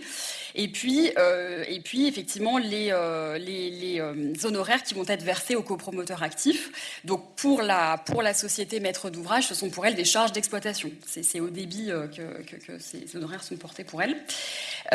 Donc ces honoraires en général, ils sont assis sur un pourcentage du chiffre d'affaires de l'opération. Et c'est intéressant de voir qu'en fait on ne parle pas forcément de prix, mais plutôt d'honoraires, parce qu'ils sont vraiment là pour rétribuer l'exercice professionnel auquel se livre chaque société de promotion impliquée, au sens vraiment de la notion de professionnel en droit. D'ailleurs, voilà, c'est précisément parce que la société ad hoc, elle peut compter sur des promoteurs professionnels qui présentent les compétences suffisantes, qu'elle va pouvoir répondre de manière satisfaisante à tous les engagements qu'elle a pris. Elle a conclu beaucoup de contrats vis-à-vis des intervenants au chantier, vis-à-vis bien sûr de la clientèle en aval. Donc c'est vraiment grâce à ces prestataires-là qu'elle va pouvoir répondre à tous ces engagements. Donc finalement, c'est comme un peu un donneur d'ordre, cette SCCV, qui va s'entourer d'une équipe projet. En première ligne, il y aura bien sûr les opérationnels des sociétés de promotion, les responsables de programme, les directeurs de programme, mais évidemment, derrière eux, tous les services supports de la société, et ils sont presque tous mobilisés pour une opération de promotion, le technique, le commercial, le juridique bien sûr, le financier, etc. Donc ces honoraires de gestion, ils sont versés selon un échéancier qui est librement déterminé. De toute façon, comme vous l'aurez compris, quand même vraiment sur la liberté des parties. Le plus souvent, elles épousent les grandes étapes de l'opération. Donc, on peut imaginer PC définitif, DROC, une ventilation en cours d'exécution de travaux et puis la livraison. De toute façon, on est entre personnes tout à fait au fait des usages en droit de la construction. Donc, en général, on paye que ce qui est fait au fur et à mesure, sans versement anticipé. Donc, effectivement, voilà, pour terminer sur cet aspect financier, ces copromoteurs actifs, ils auront ces honoraires-là. Et puis, bien sûr, la marge, si toutefois il y en a une. Et ce système est vraiment l'apanage de ce qu'on appelle le promoteur initiateur. Hein, c'est celui qui s'inscrit dans une démarche capitalistique et qui va justement, au contraire de son confrère qui est seulement exécutant, CPiste, maître d'ouvrage délégué, il va pouvoir profiter de cette double source de rémunération. Donc, une fois effectivement que cette copromotion elle est lancée, que la société est créée, comment va se formaliser très concrètement cette implication active des promoteurs ? Par quels outils ? La copromotion, il faut bien voir qu'elle peut avoir lieu sans formalisation particulière. Alors, elle ne sera pas de fait dans la mesure où il y aura quand même une société derrière, mais il n'y aura pas forcément de convention conclue entre les acteurs. Donc, dans ce cas-là, on se rattache au droit commun. In fine, on va identifier les différentes imputabilités. Il y a 2 décisions qui ont été rendues par le TGI de Paris en 2010 et 2011 qui ont le mérite déjà d'exister parce qu'on n'a pas grand-chose et qui finalement montre bien cette situation. Donc, en l'occurrence, très rapidement, c'était une société de promotion qui avait eu des désordres de construction. Elle avait versé une indemnité transactionnelle à un syndicat des copropriétaires. Elle a fait une action subrogatoire contre son ancien partenaire. Et il a été, bien sûr, condamné. Le tribunal a estimé que cette société avait agi en qualité de maître d'ouvrage en copromotion avec l'autre société. Donc, le terme a quand même le mérite d'avoir un écho jurisprudentiel et était donc tenu aux mêmes obligations qu'elle. Donc voilà, les choses sont assez claires là-dessus. Alors, si du coup on choisit de formaliser, on peut avant même la convention de gestion envisager un avant-contrat éventuellement. Alors c'est pas véritablement un avant-contrat, mais ça peut s'appeler convention de partenariat ou autre. Mais dans l'idée, c'est finalement l'idée c'est plutôt de verrouiller le plus tôt possible les accords entre les futurs acteurs sur les grandes lignes du futur pacte d'associés, des futurs statuts, poser les premiers jalons de la répartition de missions, et ce avant même la réitération de l'acquisition du terrain en fait, parce que on le verra dans un instant, c'est vrai que la convention de gestion, elle est quand même signée assez tardivement. Il faut que tout soit bien mis en place pour que vraiment on formalise. Donc, effectivement, ça permet déjà d'avoir un premier engagement. Ensuite, donc la convention de gestion à proprement parler, on peut la définir comme celle par laquelle un maître d'ouvrage, qu'on désignera dans la convention comme le client, comme le bénéficiaire, donc dans notre hypothèse, la SCCV, confie à des prestataires, donc vous l'aurez compris, en général ce sont tout ou partie de ses associés fondateurs, le soin d'exercer pour son compte les attributions de la maîtrise d'ouvrage, dont la réalisation sera nécessaire à la bonne fin de l'opération, et ce moyennant honoraire. Donc entre promoteurs, il n'y a pas de, on peut se poser la question, mais il n'y a pas de groupement d'entreprises ou autre. Il y a vraiment l'idée d'une co-traitance. Chaque promoteur est dans un rapport contractuel autonome avec la société maître d'ouvrage, bien que toutes les prestations soient gérées dans un seul et même outil contractuel. Donc c'est un peu une sorte de schéma contractuel radial où on a vraiment cette société maître d'ouvrage qui va confier ensuite différentes missions à chaque acteur. Rapidement, la convention de gestion, c'est une prestation de service. Il n'y a pas de réglementation spéciale, donc on est vraiment sur la théorie générale des obligations. D'ailleurs, c'est même perturbant pour les juristes d'entreprise parce qu'on a tellement l'habitude dans nos quotidiens de nous pencher sur la régularité légale ou réglementaire de nos actes que là, en fait, finalement, la seule chose qu'on attend de nous vraiment, c'est de veiller à ce que les stipulations soient bien fidèles au négocium convenu entre les parties. Après, c'est un contrat qui est simple dans le sens que c'est pas un contrat complexe qui va mêler plusieurs régimes selon une logique distributive. Sa nature, son objet sont univoques. Après, c'est vrai que c'est un contrat qui a exécution successive. C'est peut-être sa principale difficulté, c'est qu'il faut qu'il épouse les projections des parties tout le temps de l'opération. Donc, il faut que cet outil soit suffisamment souple pour absorber, prévenir les évolutions probables de circonstances économiques, techniques, mais il faut aussi qu'il soit suffisamment clair et net pour qu'il n'y ait pas d'incertitude sur la répartition des missions, et on sait tous que c'est là où se situent les principales difficultés. Donc même si les parties n'ont pas pour habitude de placer leurs accords sous l'égide de l'article 1195, évidemment que le dialogue est maintenu tout le temps de l'opération.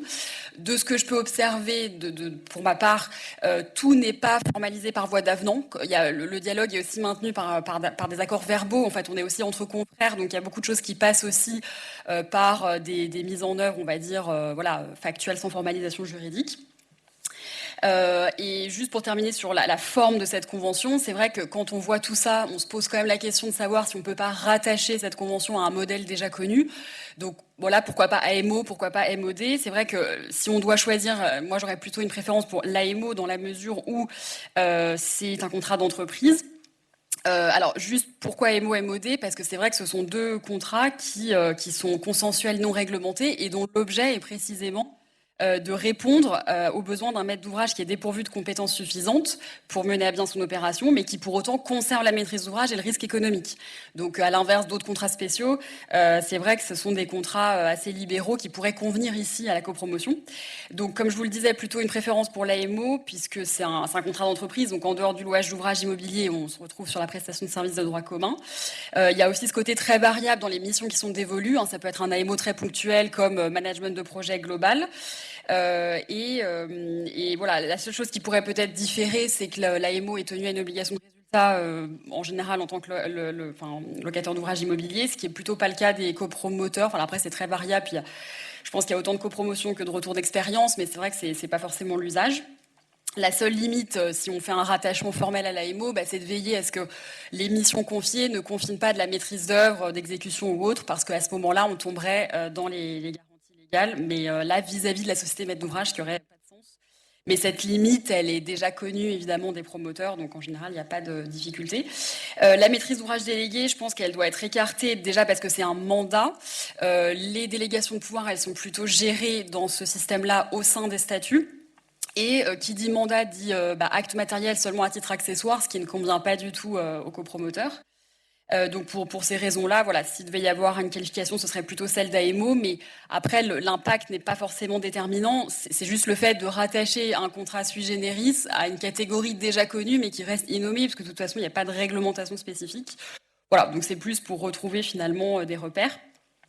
En tout cas, quelle que soit finalement la convention, l'avantage de cette convention, c'est qu'elle sera revêtue de la force obligatoire. Donc il y a vraiment cette idée de graver aussi dans le marbre les modalités de la copromotion. Et on a un arrêt de la Cour d'appel de Bordeaux de 2022 qui montre bien ça, qui est intéressant dans le sens où voilà, 2 promoteurs avaient conclu un accord qui était justement une convention d'assistance au développement et à la maîtrise d'ouvrage avec une société ad hoc. Donc voilà, ça accrédite l'idée de l'AMO.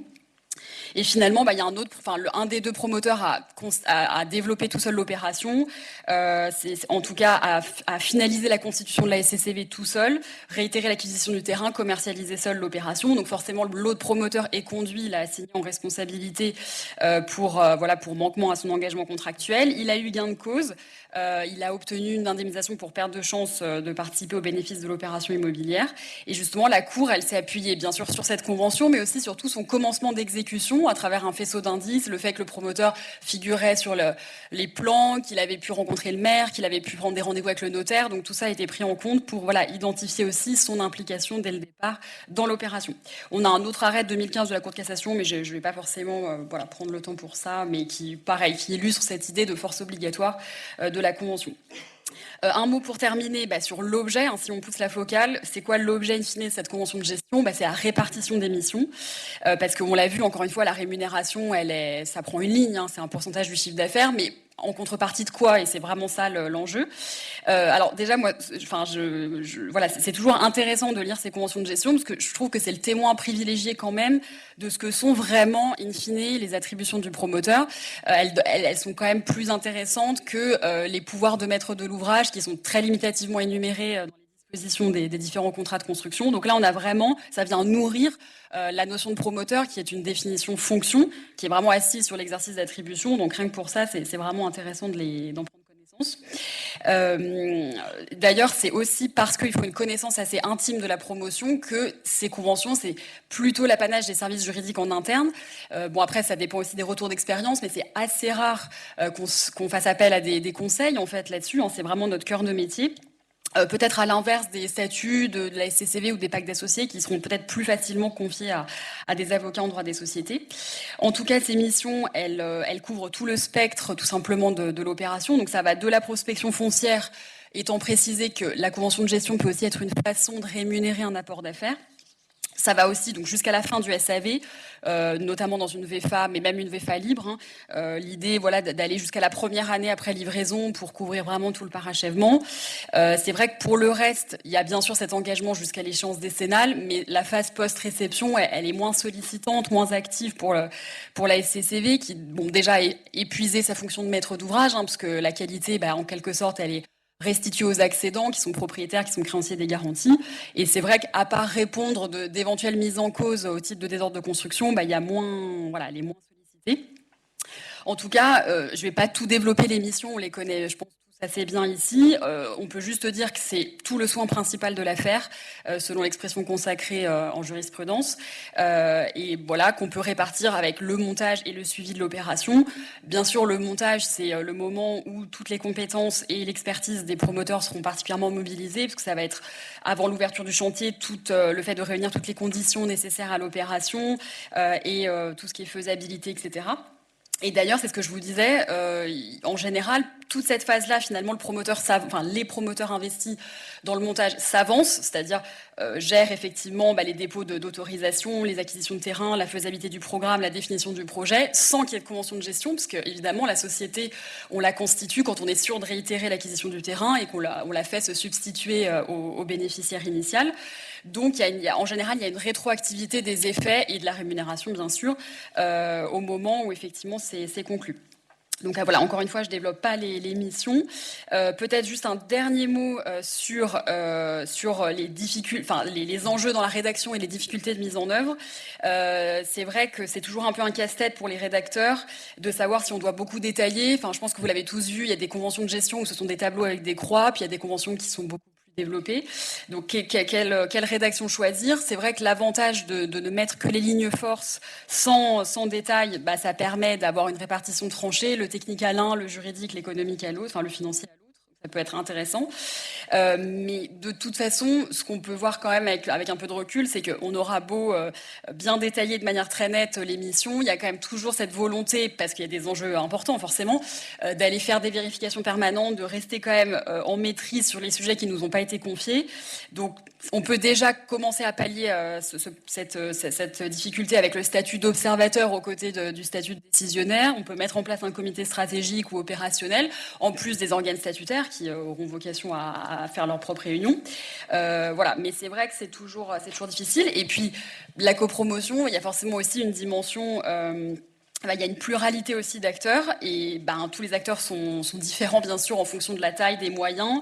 Ils sont à des stades différents de développement. C'est très rare d'avoir des promoteurs rigoureusement identiques dans leur stade de développement. Donc certains seront plus ou moins soumis aussi à des obligations de RSE, de compliance qui pourront jouer aussi sur la rédaction de la convention. Je pense à la manière de choisir les intervenants, je pense à toutes les chartes, chantiers propres, etc.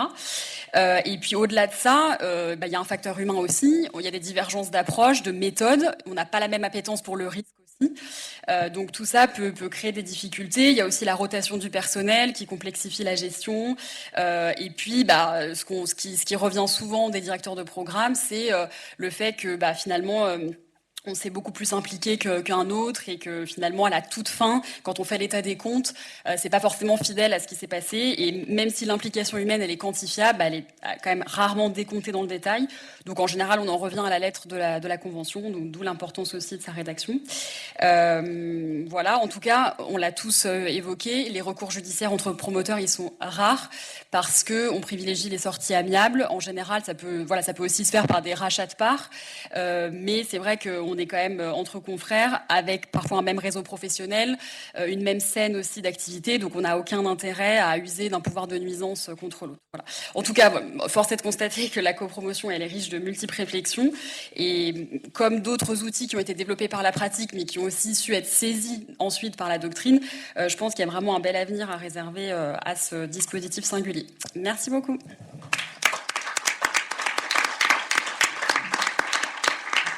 Je me souviens de votre thèse sur la promotion immobilière. J'étais dans le jury.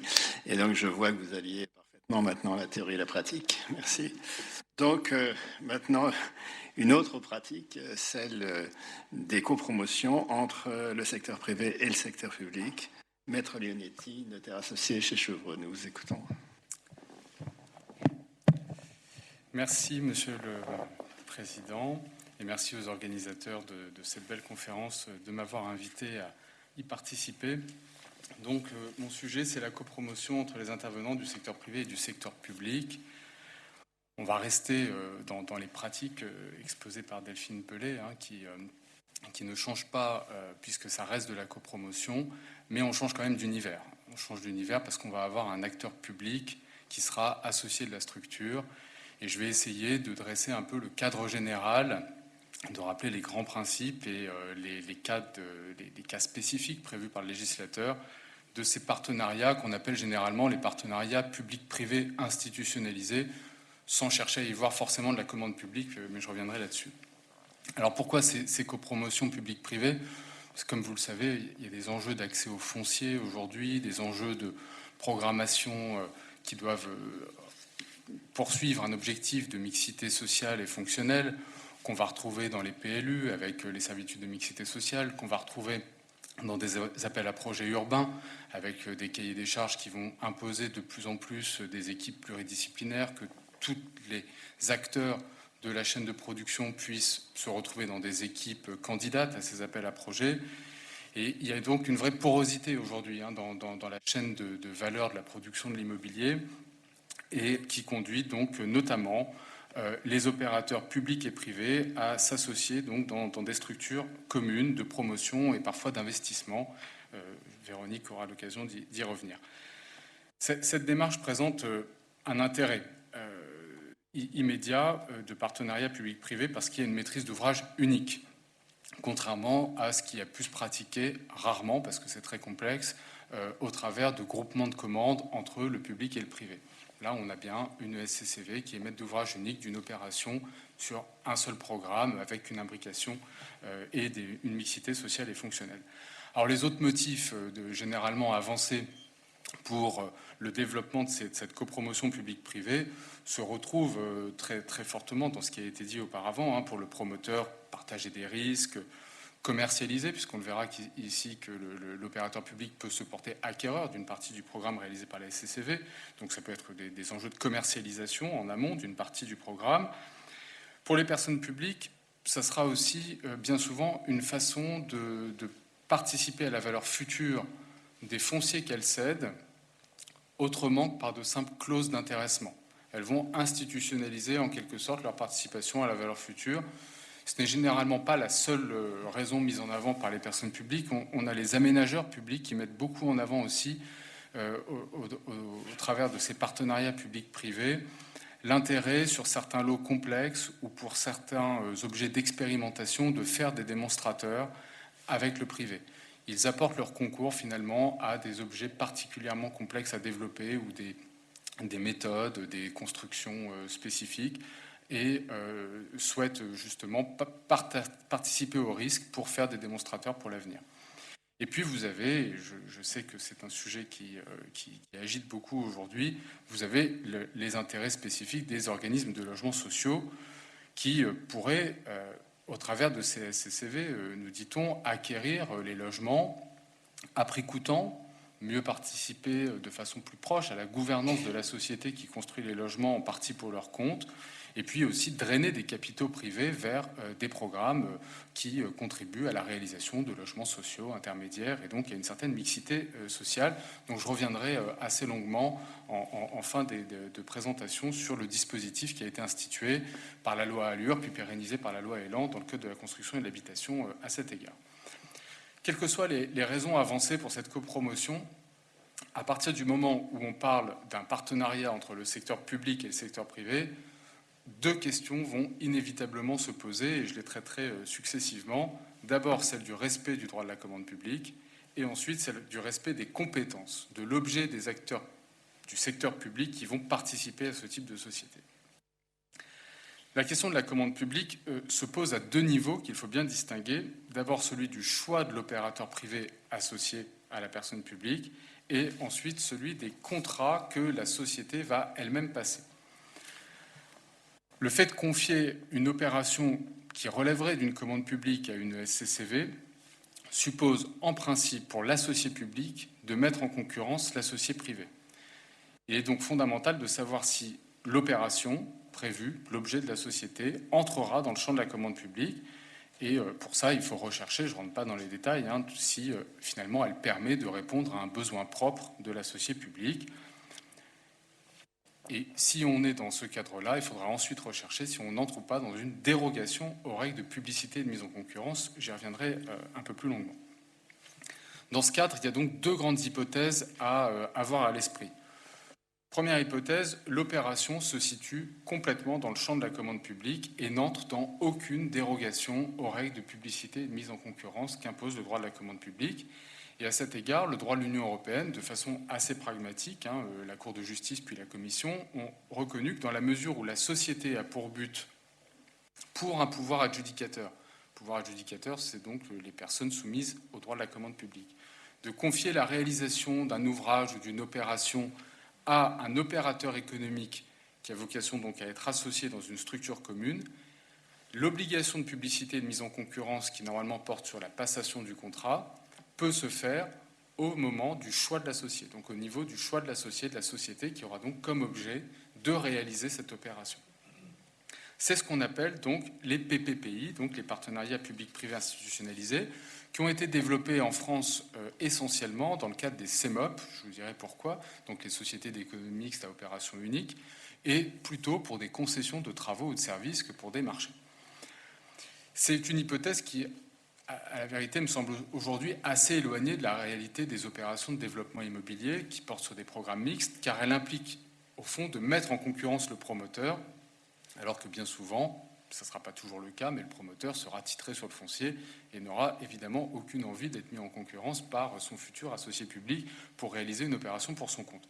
Mais ce n'est pas impossible à imaginer, puisque on pourrait imaginer des cas de figure dans lesquels le pouvoir adjudicateur et propriétaire du foncier souhaite le céder à une SCCV dont il sera associé, et ça pourrait même d'ailleurs avoir un intérêt de plus en plus prégnant à l'heure de l'important enjeu de réhabilitation du bâti existant, pour les bailleurs sociaux notamment, qui auraient peut-être vocation, via ces structures, à réhabiliter, à valoriser leur bâti existant avec des SCCV et à financer une partie justement de cette réhabilitation en instillant une partie de mixité aussi dans les futurs programmes.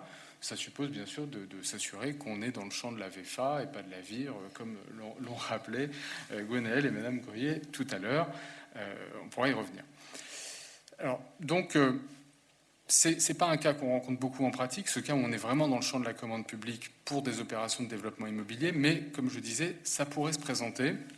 Et j'ai déjà rencontré dans ma pratique plusieurs demandes d'opérateurs publics qui souhaiteraient aller tendre vers cette démarche. Mais pour autant, je dois tout de suite indiquer qu'on a en droit français une limite de taille, puisque dans le Conseil d'État, dans un avis de 2009, sur ces partenariats publics-privés institutionnalisés, clairement admis par la Cour de justice dans l'arrêt à Cossette, est venu nous dire qu'en fait, il y a une vraie limite en droit français, issue des textes franco-français, droit de la commande publique, qui impose en fait une identité entre le candidat qui a remis une offre qui a été retenue par le pouvoir adjudicateur et celui qui sera titulaire du contrat de la commande publique.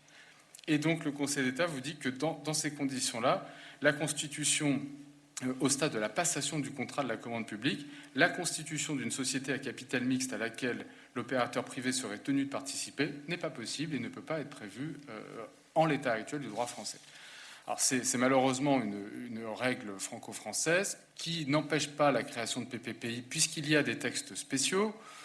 On en a connu un avec Jacques Laurent. Il y en a un beaucoup plus général pour les collectivités territoriales, pour les CEMOP. Mais on voit que le développement de ces PPPI dans le cadre vraiment de la commande publique est aujourd'hui limité par des règles nationales et non pas des règles européennes, alors que généralement, en droit de la commande publique, notre cadre de raisonnement doit être le droit de l'Union. La seconde hypothèse, sur laquelle je vais être un peu plus long, parce qu'elle recouvre en fait une réalité pratique beaucoup plus importante, du moins dans les intentions, parce qu'on n'a pas non plus énormément de SCCV public-privé aujourd'hui se monter. On est ici donc dans des situations où l'opération confiée à la SCCV est en dehors du champ de la commande publique, ou alors elle est dans le champ de la commande publique, mais elle peut bénéficier de dérogations aux règles de publicité et de mise en concurrence. Le premier cas est très simple, on sera en dehors du champ de la commande publique si on est sur de la pure copromotion, c'est-à-dire le partenaire public se comporte comme se comporterait un promoteur privé. Et là, rien n'est fait par la société pour répondre à son besoin individualisé. C'est l'exemple typique de ce que proposent certains aménageurs publics aujourd'hui, de faire de la copromotion avec les promoteurs sur certains lots pour partager des risques et apporter des fonds à certaines opérations. Donc ici, l'aménageur ne fait que participer à un projet privé de promotion. Rien ne répond spécifiquement à son besoin, même si vous noterez qu'en pratique, ça ne veut pas dire que le promoteur n'est pas mis en concurrence. Il y a bien des mises en concurrence, mais qui sont des mises en concurrence type appel à projet urbain, qui ne sont donc pas soumises aux règles de procédure formalisées du Code de la commande publique. On est sur des mises en concurrence ad hoc qui, de toute façon, par hypothèse, ne peuvent exister que si on n'est pas dans le champ du droit de la commande publique. Donc là, le recours à la SCCV, dans ce cas-là, n'est pas contestable, dès lors, bien sûr, qu'il n'y a pas de réponse à un besoin propre de l'aménageur. La seconde catégorie d'hypothèses est beaucoup plus complexe, puisqu'elle recouvre les cas dans lesquels l'opération est confiée à la SCCV et répond à un besoin de l'associé public. Mais là, on va essayer de mobiliser des dérogations. Donc on est dans un cas où il y a bien un contrat qui sera conclu entre la SCCV et l'associé public pour répondre à un besoin de cette dernière. 3 dérogations sur lesquelles je vais être assez synthétique, parce que ce n'est pas l'objet, mais c'est fondamental de les avoir à l'esprit pour savoir dans quel cadre ces SCCV peuvent être montés en toute légalité du point de vue de la commande publique. Donc 3 dérogations, je disais, d'abord celle des VFA d'opportunité. On a eu l'occasion d'en parler l'année dernière dans un colloque aussi organisé par Charles. Les VFA d'opportunité, c'est celles dans lesquelles, vous le connaissez, le bailleur social, le pouvoir adjudicateur ne vont que saisir une opportunité d'acquisition. On est sur un programme qui est commercialisé indépendamment d'eux. Et donc là, en droit de l'Union, on est sur ce qu'on appelle un marché de services immobiliers. C'est un marché de services, mais le droit de l'Union et le droit français l'excluent des règles de procédure, de publicité et de mise en concurrence. Donc là, c'est très simple. On n'est pas dans le champ des règles de passation. C'est une exception qui est reprise dans le Code de la construction et de l'habitation à l'article L433-2 qui autorise les acquisitions en VFA par les bailleurs sociaux. Mais vous noterez que ce texte est particulièrement complexe à appréhender et qu'il prévoit notamment que la légalité de ces VFA suppose que le permis de construire ait été déposé préalablement par un tiers pour que la VFA puisse être réalisée au profit du bailleur social. C'est une condition qui nous pose problème parce que d'une part, elle ne correspond évidemment pas du tout à la pratique, même s'il ne faut pas trop le dire, et surtout, elle semble totalement dépassée au vu de la jurisprudence la plus récente de la Cour de justice de l'Union européenne, l'arrêt Wiener-Wohnen, un des plus gros bailleurs sociaux autrichiens, arrêt de 2021, dans lequel la Cour de justice de l'Union européenne considère qu'en fait, il est tout à fait normal que, sans aller jusqu'à avoir une influence déterminante sur la conception de l'ouvrage, c'est-à-dire sans influence sur les façades, les murs porteurs, l'aspect architectural de l'ouvrage, il est normal, il est de pratique constante que l'acquéreur puisse imposer des travaux d'aménagement, des besoins spécifiques en termes de matériaux, et ce, avant même le dépôt du permis de construire. Et c'est très amusant de lire cet arrêt parce qu'on a une Cour de justice très pragmatique qui se fonde sur les pratiques de marché. C'est à mon sens, la première fois que je vois ça en la matière. Et on est donc aujourd'hui sur une situation dans laquelle on a un texte français qui, là encore, est plus restrictif que le droit de l'Union européenne, et c'est un peu dommage. La deuxième dérogation, c'est celle des VFA publics. Alors, c'est quoi une VFA publique ? C'est pas forcément une VFA. C'est pas forcément une VFA, même si certains et la Fédération des promoteurs immobiliers avait saisi la direction des affaires juridiques de Bercy pour en avoir confirmation, et la direction des affaires juridiques de Bercy avait dit qu'il n'était évidemment pas exclu de pouvoir utiliser la technique contractuelle de la VFA dans le cadre de ces VFA publics, mais elle reste avant tout des marchés publics. C'est bien ce qu'il faut avoir à l'esprit, sauf que ce sont des marchés publics pour l'acquisition de logements publics ou d'équipements publics, compris dans un programme immobilier plus vaste, que le pouvoir réglementaire a admis. Mais avant lui, il faut le rappeler, le Conseil d'État, en acceptant que cette imbrication permettait de déroger à l'obligation de maîtrise d'ouvrage public, c'est quand même la première question qu'il faut se poser, est-ce qu'on est ou pas dans le champ de ce qu'on appelait la loi MOP, qui est aujourd'hui codifiée dans le Code de la commande publique. Et puis, donc je le disais, le pouvoir réglementaire a admis que ces VFA publics puissent être passés sans publicité et mise en concurrence, tout en admettant bien que ce sont de véritables marchés publics. C'est donc l'article R2122.3 du CCP. Et ces marchés sont passés de gré à gré dès lors que plusieurs conditions sont remplies. Il faut que le programme se situe sur un terrain du promoteur, que la personne publique ne dispose pas de solutions alternatives raisonnables, de solutions de remplacement comparables, et qu'elle n'y acquiert qu'une partie minoritaire et imbriquée. On pourra revenir dans les discussions sur ces conditions. Et puis, troisième et dernière dérogation, c'est celle des contrats à objet mixte, parce qu'il n'est pas exclu, comme je le disais, que l'opération se fasse sur un foncier initialement détenu par la personne publique, par le pouvoir adjudicateur. Et dans ce cas-là, la dérogation qu'il faut essayer de mobiliser, c'est celle des contrats à objet mixte, c'est-à-dire ceux dans lesquels c'est l'opération de valorisation foncière qui représente l'objet central, l'objet principal du projet pour la personne publique, et où l'acquisition en retour d'une partie du programme n'est qu'un accessoire, et dans ce cas-là, c'est la vente du terrain qui va imprimer sa coloration juridique à l'ensemble contractuel complexe, et on sera donc pour la récupération des logements publics ou des équipements publics sur de purs VFA privés cette fois-ci. Donc 3 dérogations sur l'objet contractuel, mais comme je le disais, c'est important de les rappeler, puisque dès lors qu'on se trouve dans le champ de ces dérogations sur l'objet contractuel, il devient alors possible de créer une SCCV qui se verra notamment confier le contrat en question, et sans qu'il soit nécessaire alors de mettre en concurrence l'associé privé de la personne publique. Ce sont ces cas-là qu'on rencontre, en tout cas dans les intentions, là encore, le plus fréquemment aujourd'hui. Mais alors, ce n'est pas pour autant que la SCCV elle-même sera exemptée des règles de passation du droit de la commande publique, puisque, compte tenu de la présence dans ses partenaires, dans ses associés d'un pouvoir adjudicateur, elle pourrait elle-même être qualifiée de pouvoir adjudicateur, et alors là, l'ensemble de ses co-contractants, pour ses marchés de services, ses marchés de fourniture de biens, ses marchés de travaux, devraient eux aussi être mis en concurrence. Alors, je rappelle rapidement quels sont les critères pour qu'une telle société, une entité privée, puisse être qualifiée de pouvoir adjudicateur. Il y a 2 conditions cumulatives à remplir. En premier lieu, il faut que la société ait été créée pour satisfaire spécifiquement des besoins d'intérêt général ayant un caractère autre qu'industriel et commercial. Donc vous voyez qu'ici, la nature de l'activité de la SCCV sera cruciale. On peut penser qu'on est dans le champ d'une activité qui n'est pas une activité d'ordre administratif, et donc a priori, le fait de vendre un programme immobilier est une activité civile, mais n'est pas non plus une activité administrative, et pourrait entrer dans le champ des activités ayant un caractère, ne rentrerait pas dans le champ des activités qui n'auraient pas un caractère autre qu'industriel et commercial. Mais c'est sans compter la théorie des apparences que met en œuvre la Cour de justice de l'Union européenne, et au terme de laquelle elle recherche en réalité, elle va vérifier s'il est raisonnable de penser que la SCCV pourrait être artificiellement soutenue par son associé public, au point, en fait, de ne plus supporter le risque financier inhérent à ces activités et d'échapper alors à toute rationalité de marché, la rationalité de marché qui est au fondement même du fait qu'on n'a pas à mettre en concurrence.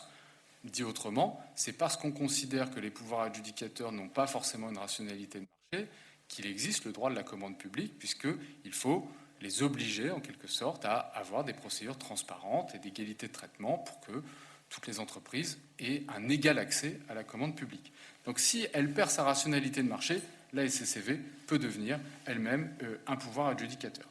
Alors si on regarde effectivement ce qu'est une SCCV, en vertu notamment du droit des sociétés civiles, à l'égard des tiers, les associés vont répondre indéfiniment des dettes sociales, mais seulement à proportion de leur part dans le capital social à la date d'exigibilité ou au jour de la cessation des paiements.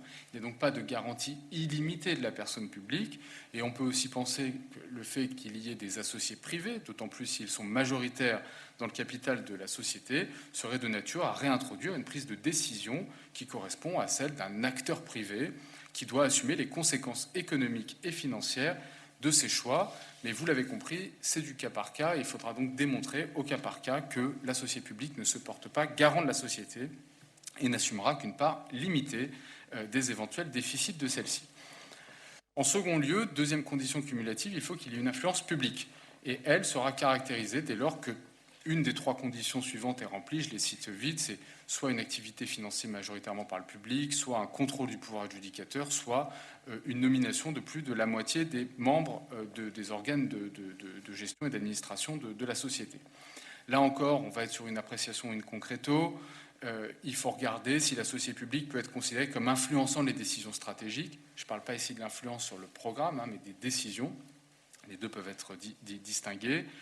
Et attention à une chose, ce n'est pas parce que la participation majoritaire d'une personne publique posera nécessairement une difficulté qu'il faut en déduire à contrario qu'une participation minoritaire de la personne publique ne posera aucune difficulté. Il faut bien regarder au cas par cas si, en tant qu'associé de la SCCV, le partenaire public va prendre aura des vrais pouvoirs de décision. Et donc, en fait, on se rend compte que, sauf à assumer que la SCCV soit un pouvoir adjudicateur et donc doivent elles-mêmes mettre en concurrence ses prestataires, on va être sur des structures qui reposeront, en principe, en droit, essentiellement sur un partenariat de confiance. Ce n'est pas sûr que les projets de SCCV soient toujours montés de cette manière. Mais Mabod y reviendra peut-être. Donc, deuxième temps, une fois qu'on a vu ce vrai problème de la commande publique qui anime généralement les discussions, il faut savoir quelles sont les personnes publiques, les personnes du secteur public qui peuvent participer à la SCCV, puisque quand on parle d'acteurs publics, on est nécessairement confronté à des règles de compétence. Les personnes morales de droit public disposent de la capacité juridique, bien sûr, mais leur action est limitée par des compétences légales qui leur sont attribuées, et donc il faut vérifier qu'on rentre dedans. Alors, évidemment, la question va se poser légitimement, puisqu'on va apporter des fonds publics à une activité privée. Et donc, il faut évidemment se poser la question de savoir s'il est logique que des fonds publics soient apportés à une activité privée. Mais je rappelle tout de suite qu'il y a eu une grande évolution quand même depuis 1930, l'arrêt Commune de Nevers, de la jurisprudence du Conseil d'État sur le principe de liberté du commerce et de l'industrie, puisqu'aujourd'hui, le Conseil d'État, de jurisprudence constante, vous dit que les interventions économiques des personnes publiques ne sont pas exclues lorsqu'il existe un intérêt public suffisant, et c'est là l'évolution, que cet intérêt public suffisant résulte ou non d'une carence ou d'une insuffisance de l'initiative privée. Dès lors qu'il y a un intérêt public, il n'y a pas d'objection fondamentale du point de vue de la liberté du commerce et de l'industrie à ce qu'une personne du secteur public participe à une opération privée. Alors si je rentre un peu dans les différents cas de figure, on pourrait avoir des collectivités territoriales qui voudraient participer à des SCCV. Là, il faudra regarder leurs compétences. Par exemple, pour une commune, on peut imaginer bien sûr que dans les compétences d'attribution que la loi leur donne, s'il s'agit d'un projet favorisant la diversité de l'offre de logement, on serait bien dans les compétences de la commune. Il faut rappeler d'ailleurs que les communes bénéficient de ce qu'on appelle la clause générale de compétence et qu'elles pourraient, dès lors qu'il y a une action qui bénéficie aux habitants de la commune, eh bien, on considère, en vertu de cette idée de clause générale de compétence, que la commune est fondée à en prendre l'initiative. Pour autant, il y a des textes spécifiques pour les collectivités territoriales. Je mets de côté les régions qui peuvent prendre des participations dans des sociétés commerciales ou à but lucratif dans le cadre des schémas de directeurs de développement économique, mais c'est des cas à part. Et aujourd'hui, le CGCT limite très fortement la participation de collectivités à des sociétés à capital mixte, puisqu'il n'y a que deux hypothèses. Soit il faut qu'un décret en Conseil d'État autorise la prise de participation dans des sociétés commerciales ou à but lucratif, soit que l'on soit dans le cadre d'une société d'économie mixte. Et vous savez qu'une société d'économie mixte, d'une part, c'est une société commerciale, puisqu'elle est constituée en forme de société anonyme, et d'autre part, elle a pour objet l'exploitation de services de la collectivité ou d'activités d'intérêt général relevant des compétences de cette collectivité. Donc, à mon avis, il y aura très peu de cas de figure dans lesquels on aura des SCCV avec des collectivités territoriales.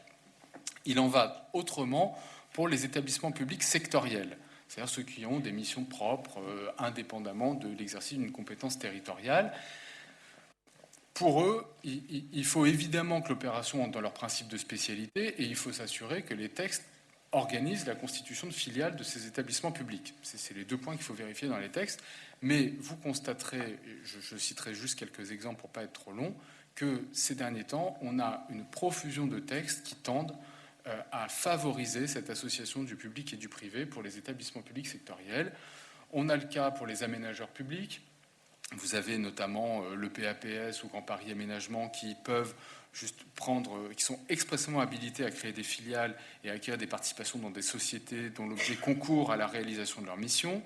C'est également le cas pour Voies navigables de France. Après un avis du Conseil d'État qui avait été très strict sur le principe de spécialité, le législateur a permis à Voies navigables de France de faire de la valorisation immobilière en rentrant dans des sociétés à capitaux mixtes. Et puis ça a été le cas pour les universités. Toujours même logique, les universités doivent pouvoir développer des opérations privées pour financer aussi la réhabilitation de leurs bâtiments publics. On ouvre aussi cela. Et récemment, avec la loi LOM sur l'orientation des mobilités, la RATP s'est vue également ouvrir ce champ. Et je crois que vous savez que la RATP développe beaucoup d'opérations en copromotion. Le cas qui agite effectivement le plus la pratique aujourd'hui, c'est le cas des bailleurs sociaux.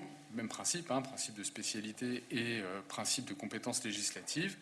Et il ne vous a pas échappé que le législateur a là aussi voulu favoriser la construction de logements sociaux dans des programmes privés qui se verront, je cite les travaux parlementaires de la loi Elan, instiller une mixité sociale en offrant donc la possibilité aux OPH, aux sociétés anonymes de logements sociaux, mais aussi aux sociétés coopératives, d'acquérir dans le cadre, je cite le texte, de l'article L261.1, à due concurrence de leurs apports, des logements mentionnés à l'article L411.2 auprès d'une société civile immobilière dans laquelle l'organisme de logement social, je dirais OLS pour aller plus vite, détiennent des parts et dont l'unique objet est la construction d'immeubles d'habitation à usage professionnel et d'habitation en vue de leur vente, à la condition que cette société réalise au moins 25% des logements mentionnés à l'article L411.2 et soit constituée pour une durée n'excédant pas 10 ans. Vous avez vu que ce texte n'est pas simple en première approche, en première lecture. Il faudrait suggérer aux éditeurs juridiques de vendre les CCH avec des boîtes de Doliprane, je pense. Mais je vais essayer, en tout cas, de clarifier un peu ce texte qui était à titre expérimental au départ. Donc il a peut-être été rédigé vite, malheureusement, il a été pérennisé et ces termes n'en ont pas été clarifiés. Et je vais donc essayer de revenir sur les conditions à respecter en tâchant d'en avoir une lecture raisonnable. Alors, d'abord, la SCCV doit avoir pour unique objet la construction d'immeubles d'habitation à usage professionnel et d'habitation en vue de leur vente. Unique objet. C'est une restriction qui semble forte. Mais je pense vraiment que le but du législateur ici était d'insister sur le périmètre d'activité de ces sociétés. C'est bien des sociétés de construction-vente. Il s'agit de faire des programmes d'habitation ou à usage professionnel à titre principal. Mais je pense également qu'il serait absurde de les empêcher de réaliser des programmes au plus proche des besoins des futurs habitants de ces programmes, notamment en réservant des surfaces en pied d'immeuble. Ça irait à contresens de l'enjeu de mixité programmatique et ça irait aussi à contresens de l'évolution légale des compétences des organismes de logements sociaux qui peuvent et qui sont aujourd'hui des acteurs majeurs dans l'aménagement du territoire et la revitalisation de certaines villes, notamment par la production de commerce. Et d'ailleurs, vous noterez que dans un rapport de 2020 de l'ANCOLS, l'Agence nationale de contrôle des organismes de logements sociaux, aucune irrégularité n'a été relevée s'agissant d'un contrôle d'une SCCV avec une participation d'une SAHLM, alors qu'elle avait pour objet de réaliser des locaux professionnels et des commerces à titre accessoire. Ensuite, le texte nous dit que l'intervention de l'organisme de logement social sous cette forme de partenariat doit être subsidiaire. J'ai regardé le CCH, le terme de subsidiarité à propos des organismes de logements sociaux apparaît 7 fois, et je pense donc qu'on peut imaginer qu'il s'agit vraiment d'une vraie volonté de la part du législateur d'employer ce terme, qu'il faut donc scrupuleusement respecter, mais il ne faut pas non plus lui donner une portée démesurée. Il ne s'agit pas pour le bailleur social de démontrer qu'il n'a pas d'autre choix que de réaliser tel programme avec une SCCV. Il s'agit surtout de s'assurer que la réalisation de logements sociaux par les bailleurs sociaux ne va pas demain être principalement le fait de SCCV. Il y a évidemment des maîtrises d'ouvrage directes, il y a d'autres formes de copromotion, et donc les SCCV ne doivent pas être l'outil principal de réalisation des logements sociaux par les organismes de logements sociaux.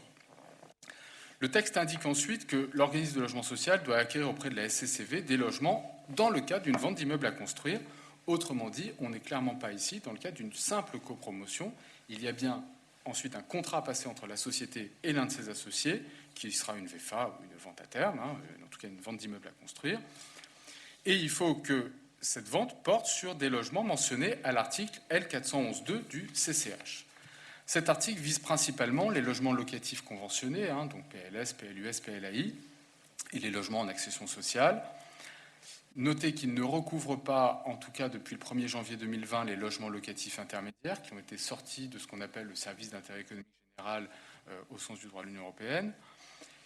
Et autre condition, l'acquisition de ces logements par le bailleur social doit être proportionnée à ses apports dans la société. Principe de proportionnalité, généralement, on va retenir en pratique, alors ce n'est pas expliqué par le législateur, mais je pense qu'on peut retenir que il faut calculer finalement cette quote-part de participation au capital social en rapportant les logements qui doivent être acquis par l'opérateur social et au reste du programme développé et vendu à des tiers. Quelle que soit la part que le bailleur social va détenir et donc la part de logement qu'il va acheter dans le programme, il y a une autre condition qui est que la SCCV réalise au moins 25% de ces logements visés à l'article L411-2, donc surtout les logements locatifs sociaux et les logements d'accession sociale. Rien n'empêche la SCCV, pour bien comprendre les choses, de réaliser une part complémentaire de ces logements du L411-2 à ceux qui seront vendus au bailleur social. Donc il peut y avoir... Le bailleur social n'est pas obligé d'acheter tous les logements prévus au L411-2 et dans ce quota minimum de 25%. Et on pourrait d'ailleurs imaginer, dans ce cadre, que les SCCV soient des opérateurs de BRS, bail réel solidaire, et puissent procéder à des ventes de ces droits réels aux particuliers éligibles, même si alors, il y a un débat sur le point de savoir si les ventes de baux réels sont de véritables ventes, mais on aura l'occasion d'écrire quelques lignes dans une revue avec Charles sur ce sujet. C'est à notre sens un faux débat. En revanche, il y a un vrai débat sur le point de savoir si le BRS, qui n'est pas à proprement parler de l'accession sociale, entre dans le champ de l'article L411-2. Et là-dessus, les positions des différentes unions et fédérations des organismes de logements sociaux divergent. Le texte est aussi silencieux sur le calcul des 25% de logements sociaux, mais je pense aussi qu'il est raisonnable, au vu de l'objectif de mixité qui a motivé le législateur, de considérer qu'on peut prendre comme base de calcul chaque programme, et donc pas l'ensemble des programmes que pourrait réaliser une même SCCV, et qu'on puisse faire un décompte par logement et non par surface. Et puis pour finir, 2 contraintes textuelles qui peuvent avoir des incidences pratiques. D'abord, la société ne peut être constituée que pour une durée de 10 ans maximum, et ça va susciter évidemment des critiques compte tenu des contentieux qui pourraient être en cours à l'issue de cette période, comme vous l'avez rappelé tout à l'heure. Et ensuite, au vu des textes qui régissent les bailleurs sociaux, ceux-ci ne pourront pas faire d'avance en compte courant. Ça leur est interdit, sauf dans quelques cas spécifiques. Mais évidemment, la SCCV, en vertu des textes spécifiques qui la régissent, pourra faire des appels de fonds auprès du bailleur social comme de tous ses associés pour remplir sa mission. Ça sera d'ailleurs l'avantage de la SCCV par rapport à d'autres formes sociales qui pourraient être mises en œuvre dans le cadre d'un autre texte sur lequel je ne vais pas m'attarder, qui est issu de la loi Moll et qui permet aux bailleurs sociaux de faire des partenariats publics-privés pour de l'aménagement. Et certains pensent qu'on pourrait aller jusqu'à faire de la copromotion dans ce cadre-là. Mais vraisemblablement, pour qu'il puisse y avoir un financement de la société en dehors du capital, il faudrait recourir à une SCCV du fait de l'impossibilité de faire des avances en compte courant. Voilà, en conclusion, très simplement, je voudrais insister sur le fait que tant les SCCV, bailleurs sociaux et promoteurs, que le cadre général des partenariats publics-privés institutionnalisés mériterait de véritables clarifications textuelles aujourd'hui si on veut en favoriser le développement. Et avec Gwenaël, nous ferons quelques propositions en ce sens au prochain congrès des notaires. Je vous remercie.